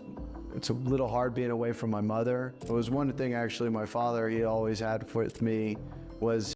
Just a Peach with a tip says, I'm sure that scheduling or lack of it has changed by now. If it had been over a year, it would have been hard to run a resort without one. He didn't care what I did in my life.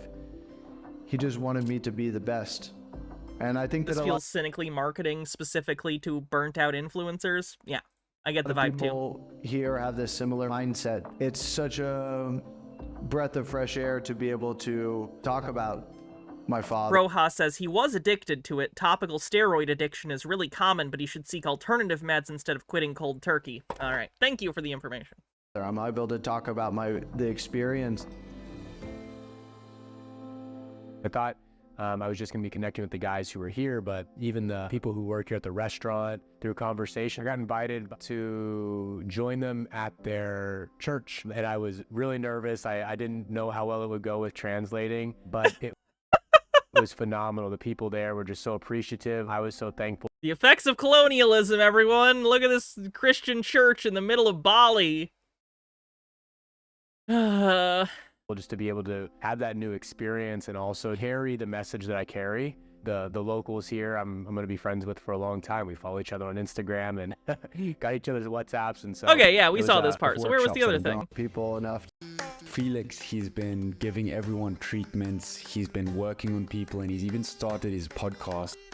So if I'm going to massage someone, especially some of these athletes with ambitions and stories, organically we're going to have a conversation. So might as well put a mic on you, put a mic on me, get some cool visual content, and then just have an amazing conversation. That's been a lot of fun. I don't think these guys are necessarily passport bro types. Passport bros tend to be guys from the United States or Canada who have maybe more money than average, but they're not millionaire rich usually.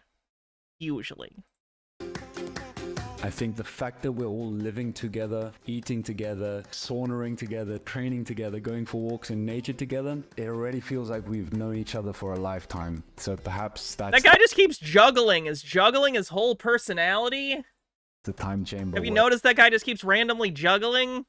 It's magic. Man, like I found a brother. You know, like I found someone that like I turned to. My buddy Joe, man. Joe had a way I saw that of coming. expressing himself Juggle that command. matched my way of expressing myself. Sending in memes, just dropping him a voice note. Let me do this closer to the camera where my tits aren't going to flop out. It's crazy the wavelength that we have. Keeping up in contact, even when we're just like across the way from each other. It was like, man, listen, like when this whole Bali time chamber thing ends, there's no way we're going to go our separate ways. We're thinking about combining our businesses down the line a little bit, maybe starting a podcast with each other. We've already talked about I would go visit him in Ireland. He's going to be moving to Canada with his girlfriend. So that's like an exciting thing that's come out of it. So I didn't really think was going to happen. For sure, there's a bright future and a great friendship to discover with Joe. I'm really looking forward to that. One of the coolest parts about the location around here is that it's an incredibly spiritual land.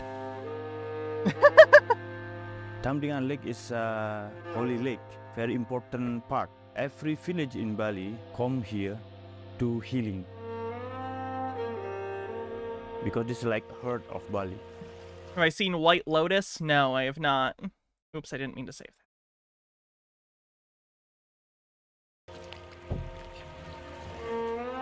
being in this environment, you could feel the mystique in the air. You could feel the energy was different. Here, you understand your connection in a deep way because you're given time to go deep into the mind, go deep into the body. Being here in the jungle, you can stare off into nature for 2, 3, 4 hours at a time and Found the former magician in high school.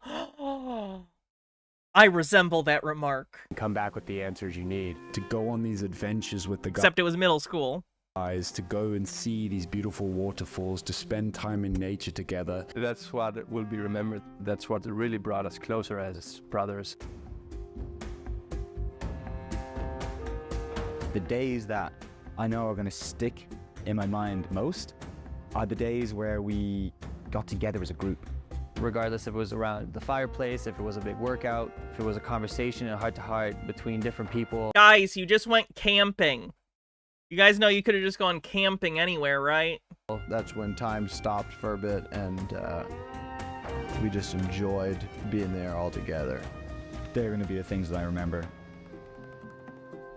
for as long as I remember.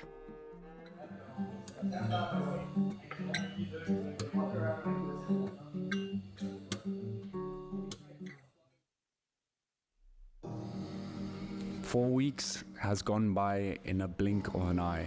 So the time dilation aspect to it, I can honestly say that that is accurate. It honestly feels like it's been a year. Week 1 was like just getting adjusted, and now week 4 is just coming back into reality, man. Freaking smashed all of my goals, finished 5 books this month. I'm gonna finish book number 6 tomorrow. I'm excited to go back home, see my wife, and just integrate a lot of the good things that have happened this month. I came with no expectation, but going with the big bag. Also, your wife was fine with you leaving for a month? Huh. Huh. Alright. Not gonna dig into that too far. Age of knowledge, of growth, of new friends, and start to make some money that I didn't even plan to do that. What I found, it's really beautiful and it's really impactful, and I believe that it's gonna change. I hope she had a great month. Change all of us in a way, you know.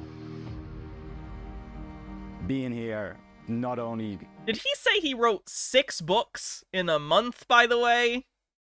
Am I crazy? Did he say 5? I thought I heard 6. He did 5 books in a fucking month? Like, that makes NaNoWriMo look like shit. Like, really? You think you're writing 5 books in a month? Oh, did he just use AI? When he says write books, does he mean... Yeah, Densetsu said it, yeah. He's not writing a book. He's... Okay, alright. That's my guess. I don't think he's really writing a book. I think he's using AI to, air quote, write a book. He's using AI to construct a series of words to trick you into thinking you're reading a book. Increased my earning potential, but I've made the money I spent on coming here back in sales. Like, I've loved every second. It's going nonsense organized meticulously to look like sense. Sometimes they're hard, sometimes they're easy, but the people here have made it what it is. Ah, man, I feel like I got to connect with myself in a way that I hadn't in a very long time. Trust the process. Like, this is exactly what you need, the way you need it. I found an inner strength and inner confidence in me by coming here and kind of learned the tools to kind of bring that forth and maintain it and make it grow. I've been changing, evolving. I've put on 7 kg of muscle, so I feel beastly. My mom would say like, my son, what happened to you? Now I finally can open up the... Bro, you could have done steroids and got high at home. H-Bird says he wrote the prompt, Hannah. That makes him just as much of an author. Just wait, soon he'll figure out how to write a prompt that'll be a good prompt. Doors for people. Write book! Write book good! Chat GPT, write book! Write good book. Enter. To come into my house of knowledge and wisdom and deliver what I'm passionate about. I feel Oh no, it just gave me Atlas Shrugged. It's broken. so fucking rich from the experiences, and I might be the poorest one here, so... It was the best of times, it was the blurst of times! I've been in such a state of survival that being in this environment has got me to dream again, to better embrace the discomfort and understand it as a tool that's going to strengthen me. So excited about the consistency factor that was birthed here. You couldn't not be consistent. I've noticed that my sleep has been really well. I've ever told you guys, I know this isn't literally how AI works or LLMs work, but in my head, the way I think about it conceptually is it's basically a million monkey typewriter machine that filters out the stuff that doesn't make sense as much as it can. Little digital monkeys on their little digital typewriters trying to write me whatever. Get a minimum like 9 hours sleep. I've had a lot of good conversation with a lot of them about how to make money, what works when... I'm hilarious. That's good. I do a comedy stream, so that's a good sign. Clients, and I've learned that if you have like something of value, you can basically take much more than you think, as long as you're confident about that you can create results. The future is moving more towards a retreat-orientated, going to a place with an intention, going to work out with other like-minded individuals, and spending quality time. My spirit is Green guy tipped and said, off topic, I just learned about bisexual lighting. Bisexual lighting is cool. Awakened. And it looks good. After this experience. On pretty much all skin tones, which is cool. Doesn't matter if you don't achieve what you came here for, because you will get lots of different things that you didn't expect. It's just, yeah, it was just amazing. Very amazing experience. Because you're gonna learn so much, you're gonna live something so different that when you're gonna come back to your life, it's gonna be only positive. It's gonna be a life. Steve with the Q says, well, the monkeys are matrix math pipelines in a GPU, APU, but that's essentially it. Were these guys not allowed to have sleepovers as a kid? As I learned as a child, in order to have sleepovers, you have to have friends. So probably not an option. Experience, you know 100% that you will never regret it. One thing that'll always stick with me from this experience was the time spent around the bonfire. Talking to the guys, sharing stories, and getting vulnerable has been a huge, huge value add to this experience. It's been epic to see the way people have been present. I know that I will not forget the men around me. These are lifelong friends that I will cherish for the rest of my life. Nico and his team have created something here that is magical, mystical, and is going to transform our culture and our society, generating and... Isn't it funny the difference between, like, the vibe of this video versus all the ads they did? Like, a reminder that these are the ads. Veganism is not accepted in this venue. It's a special concept that opened last year in the mountains of Bali. No girls, no alcohol, no junk food, no drugs, no smoking. Did you know about this place that doesn't let any women enter? It's a... Like, it's very confrontational and, like, in the... I can't say that word. Sorry, I tried to skew that into a song or something, but... In the air tonight, oh Lord. There you go. The advertisements very much seem targeted, let's say, a red pill demographic, whereas this is more trying to be like, we're open with our emotions and we're sharing our feelings, but like all the ads were very hostile towards women and like weirdly hostile towards veganism and very like pushing sort of alt-right borderline narratives. Building the next generation of strong men. To break the cycle of strong 3 men. 3 a.m. Fent, baby. Thanks for following. Good times create weak men, and so on and so forth. Oh, look at their little logo. It's like a triangle, but also nature's there. It's structure, but it's structure within nature. Do you get it? How much did you pay someone for this? Oh no. They probably used AI for this. They probably used AI for this. I don't know what's worse, that they maybe paid someone for this lazy logo or that they used a computer to make it. I'm not happy either way. I never am. Greyline says, narrator, they never talked to each other again.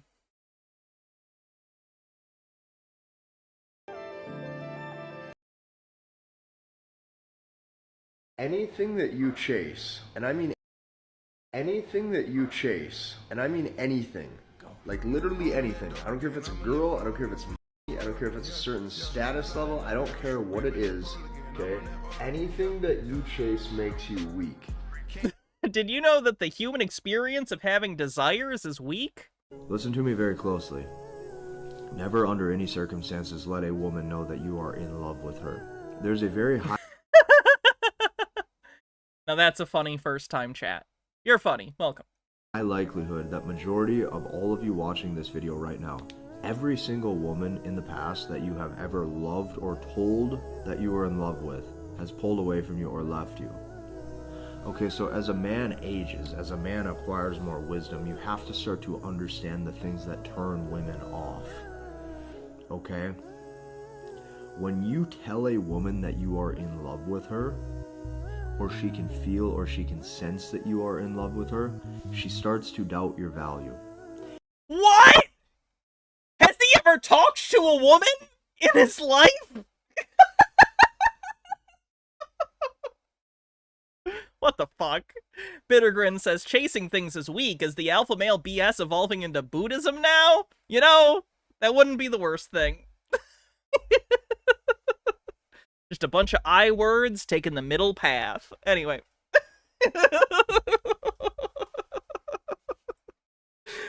What? Okay, so that's bad advice, if anyone needs to know. What he just said was really, really bad advice. They only want men who do not want them. And that's not true. That's not true. Also, painting like half of the population of 8 billion people as one thing, not gonna be accurate ever. You can't take half the human population, whether it's men or women, and like try and make generalized statements. That's why your biggest return on investment in life is to focus on you 24/7. She needs to be the one seeking out you. She needs to be the one coming to you. She needs to be the one seeking that reassurance from you. And you master that by staying on your grind. You follow your path, you follow your purpose. You tend your own garden every single day.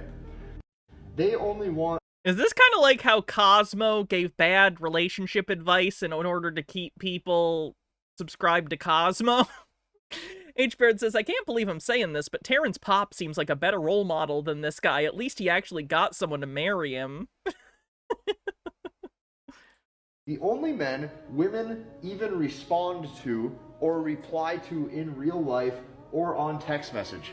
Meaning I've tested all of this. It's the type of guys who don't need a girlfriend. These are the type of guys who don't need love. I mean, in the sense that you don't want to be, like, overly needy or desperate, but that's like anything in life. That's not a specific to women or men thing. No one wants someone to be, like, insanely desperate. That's not usually a good look. These are the type of guys... Well, like, it's not about not wanting someone or not caring. It's just about, you know, mediating social interactions in a normal way. H-Bird says, I can't believe I'm saying... Oh, I read that. I apologize. Who don't even care if they get a positive response on text message back, okay? Not only that, she can tell that he doesn't need companionship. So Cosmo gives the worst sex advice. Yeah, there was literally a Cosmo thing once that told you to basically do a I don't know the proper word for this, because there's an antiquated word for this that isn't cool and I'm not going to use. But you know when you're a kid or something and you have siblings or asshole classmates and they like grab your arm and they do this? And the friction is not good for your skin? I saw a Cosmo thing once tell you to do that to a penis. And let me tell you, don't do that to a penis. Green guy with the tip says, every human interaction is monetized. Sad. Especially the ones with me. I'm part of the problem, but this is my job. What do? I live in a nightmare. I'm a Greek choir for a living, and not even a particularly good one. I have the same job as C-3PO. It sucks. He's pursuing his validation. The biggest thing that women notice with this type of guy is that he does not get attached after sleeping with her. So even if they sleep together, he's not emotionally attached to her. The only men... Oh boy. She knows that if you like her, and she starts talking to another guy, or starts following a new guy on social media, she knows that's going to... Wait, are people not allowed to follow people on social media that are the opposite gender as them? That's not very practical. Chitara says, if you tell women you love them, they question your value is insane advice. I tell my girlfriend, who's demisexual, by the way, I love her all the time, and she not only says it right back, she can't keep her hands off me most days. Obviously, nobody here in chat needs me to say this, but tell your partner you love them, folks, please. Yes, very much so. Raise your jealousy, okay? She knows what's going to bring you frustration and agony and pain. Women know this on a deep down subconscious level. And what they are wanting is for you to get reactive. Now, when you get reactive, it's going to do one thing for her and one thing towards her. It's going to let her know, hey, he cares. What the? First way to make any woman wildly obsessed with you, where she really wants you, is a 10 to 14 day ghost of no contact for no reason at all after months of seeing each other. No! No, you goddamn psycho! When you watch American Psycho, do you think, based? What the fuck? What are you doing? What? I'm going to say that one more time. A 10 to 14 day ghost of you going no contact for absolutely no reason at all after months of seeing each other. If anyone does this shit to you, tell them to fuck off. Like, if there was any sort of, like, romantic interest thing and they do this to you and act like nothing happened, you're better than that. I don't even care who you are. You're better than that. Fucking girl, do better. Don't. Have some self-worth. Holy shit. Okay, I'm gonna save this guy because he's absolutely insane. So that channel's getting saved. There's something else I wanted to watch that's very funny. I've seen someone else cover this, and I was able to find his channel. You're not gonna believe this shit. You're absolutely not gonna believe it. Make sure you don't ruin your first impression taking a drink from your favorite latte. Some of you do this. Stop serving the cup. Drink it like a man. How did it look? Make sure you don't ruin your first impression taking a drink from your favorite. For those that don't understand what just happened there, he's saying that if you're on a date or out in public, if you're drinking something, don't put it here and then come to the thing. What are you, gay? What are you gonna suck its dick? What are you gonna serve it? Oh. He's saying, no, I don't suck this coffee's cock. This coffee sucks me off. So I bring it to my lips. I don't bring my lips to it. If that sounds insane, it's because it is. That's absolutely insane. This man has problems. Green guy with a $1 tip says, I clicked on some clickbait the other day. It was a cute zoo person showing that otters have pockets. Then autoplayed show some AI slop, so I let it go and just kept playing different AI slop. So dumb. Oh yeah, there's a huge amount of it, and it's a problem. He's got other ones of these, by the way. He has a decent amount of these, which I will go through a few of. Have you seen yourself walking up the stairs? Stop moving like a peasant. Leaning forward, rolling your shoulders, leading with your head. Fix it. At least that one's just posture, I guess. Hold on. You gotta make sure you don't ruin your first impression taking a drink from your water bottle or not to serve the bottle. Don't be doing this. This is the same thing again. He's comparing drinking water to sucking cock. What is he doing? Those things aren't even close to the same thing. Down over it. Don't look pinned. Open up, stand straight. Bring it to your eye level. Take a drink like a man. Look straight forward.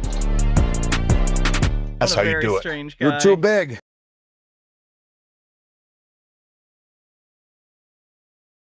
The way you open a water bottle can absolutely ruin your first impression. Stop. Do it right. You gotta grab a bottle from the bottom and untwist it from the bottom. And then take a drink. Firmly grasp the base. Don't forget to play with the balls. All right. have to be present with anything that you do. Simply taking a seat. If you're not paying attention, you start looking around and drop it. That's gonna take away from your first impression. Lowers your status. And people around you not gonna take you seriously. Move with purpose. So know already where you're gonna land, where you're gonna take a seat. And just insane. Just absolutely insane stuff. Oh, there's so much stuff I wanted to get to today. I have so many of these. Look at this guy. Look at this guy. Obviously, this content is going to be fucking incredible. Look at him. Resonate throughout your body. And the rise of the beta male.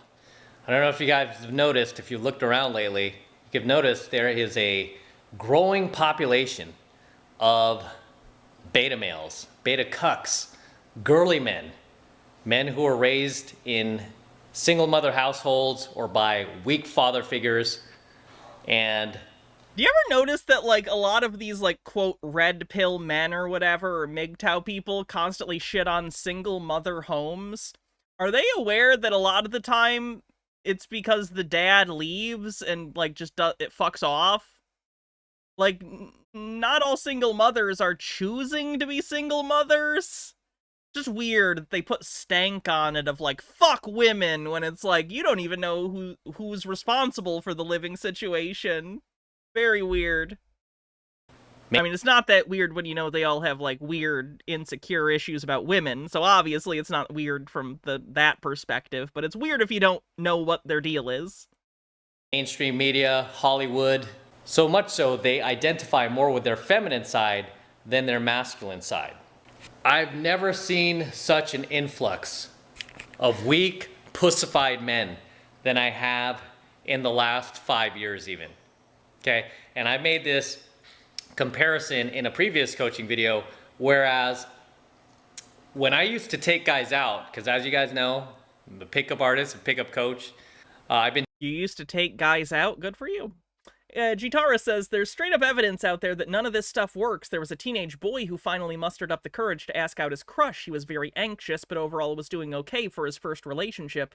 But the anxiety got to him and he fell into the Tate dating advice rabbit hole. He was also so desperate to make sure that he could keep up his new girlfriend, so he took Tate's advice and lied to his girlfriend by telling her he cheated on her. That's part 1 out of 2. Been taking guys out since the mid-90s. And the guys I used to take out when I first started teaching back in the mid-90s versus the guys I'm taking out now, huge difference, okay? The guys that I used to take out before, getting these guys to approach a girl without filtering themselves wasn't that hard, okay? These guys might... Green guy says, thinking in the back of my mind, dude couldn't even open the jar.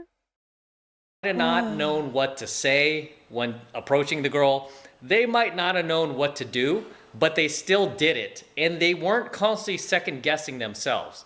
They weren't constantly in fear of offending the girl. They weren't constantly in fear of getting me too'd. They weren't constantly in fear of the girl shouting them down and shaming them.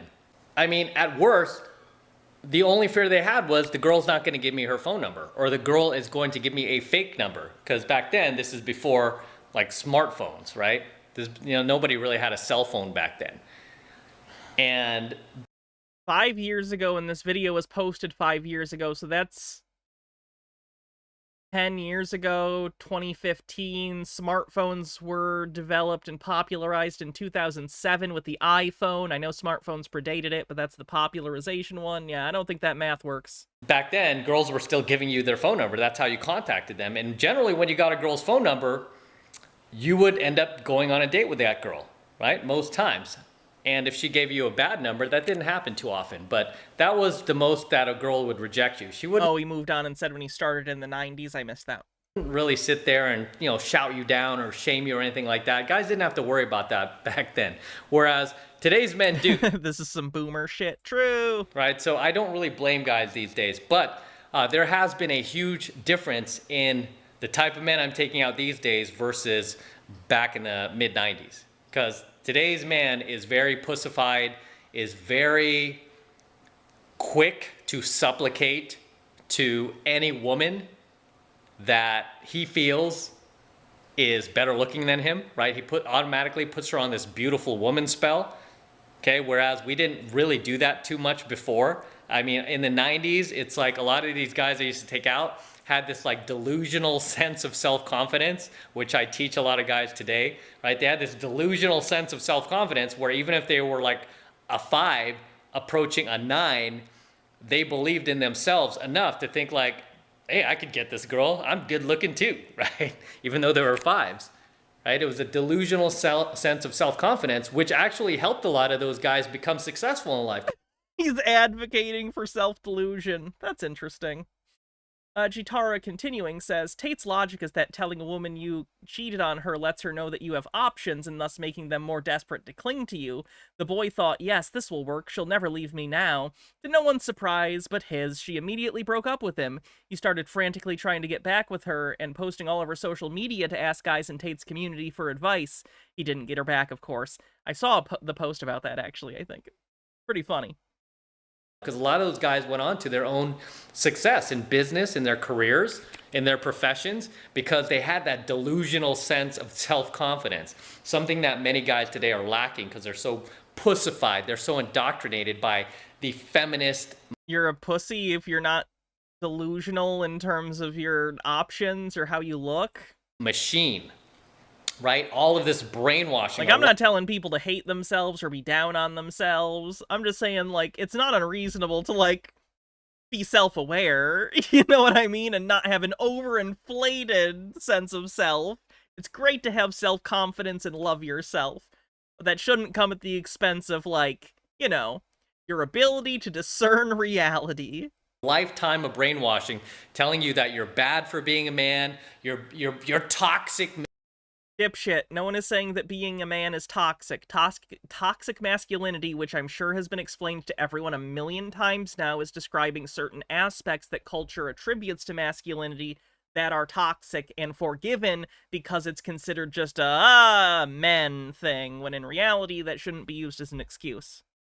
Mister, you're toxic if you display any signs of masculinity. Nope, just the toxic ones.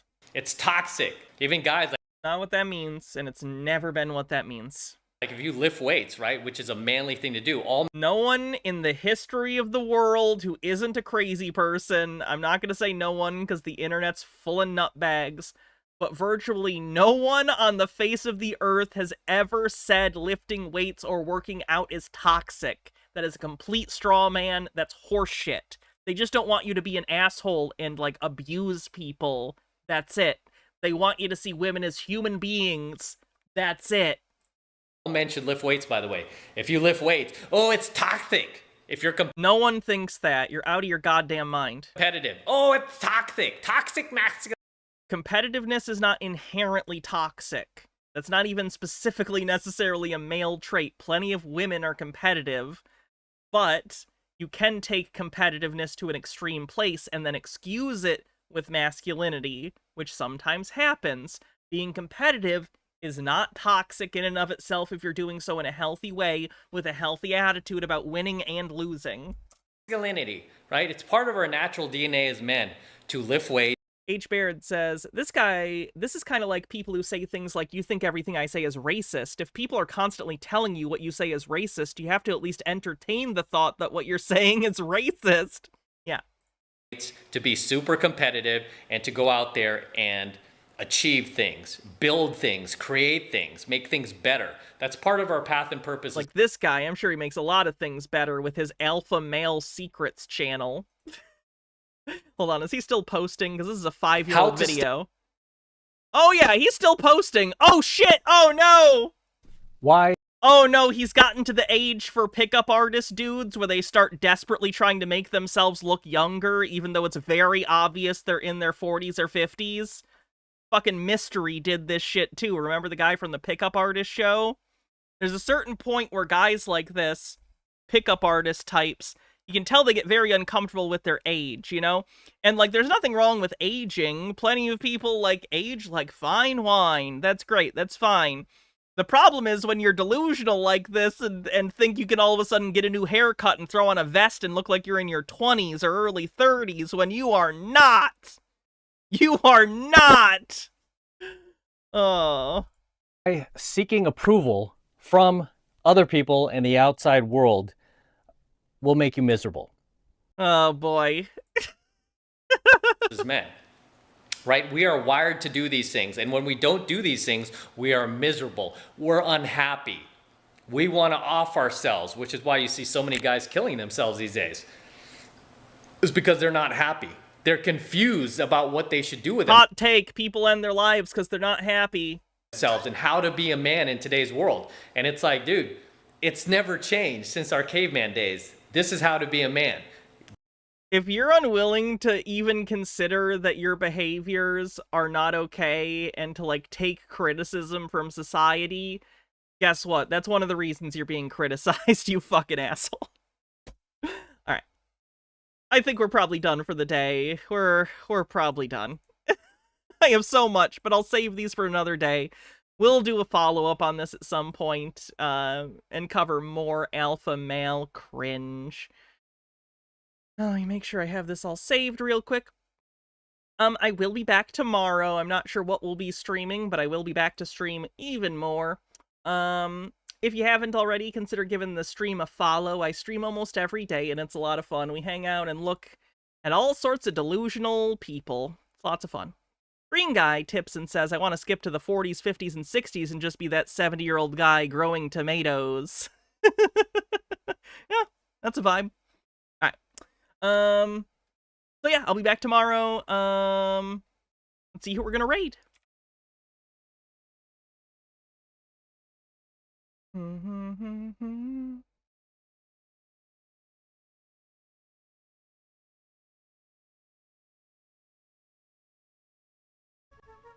I will raid Queen Pip. Alright, have a great night, everyone. See you tomorrow, hopefully, unless you can't show up for some reason, which is understandable. But hope to see you. Alright. Bye, everyone. I'm gonna go make food.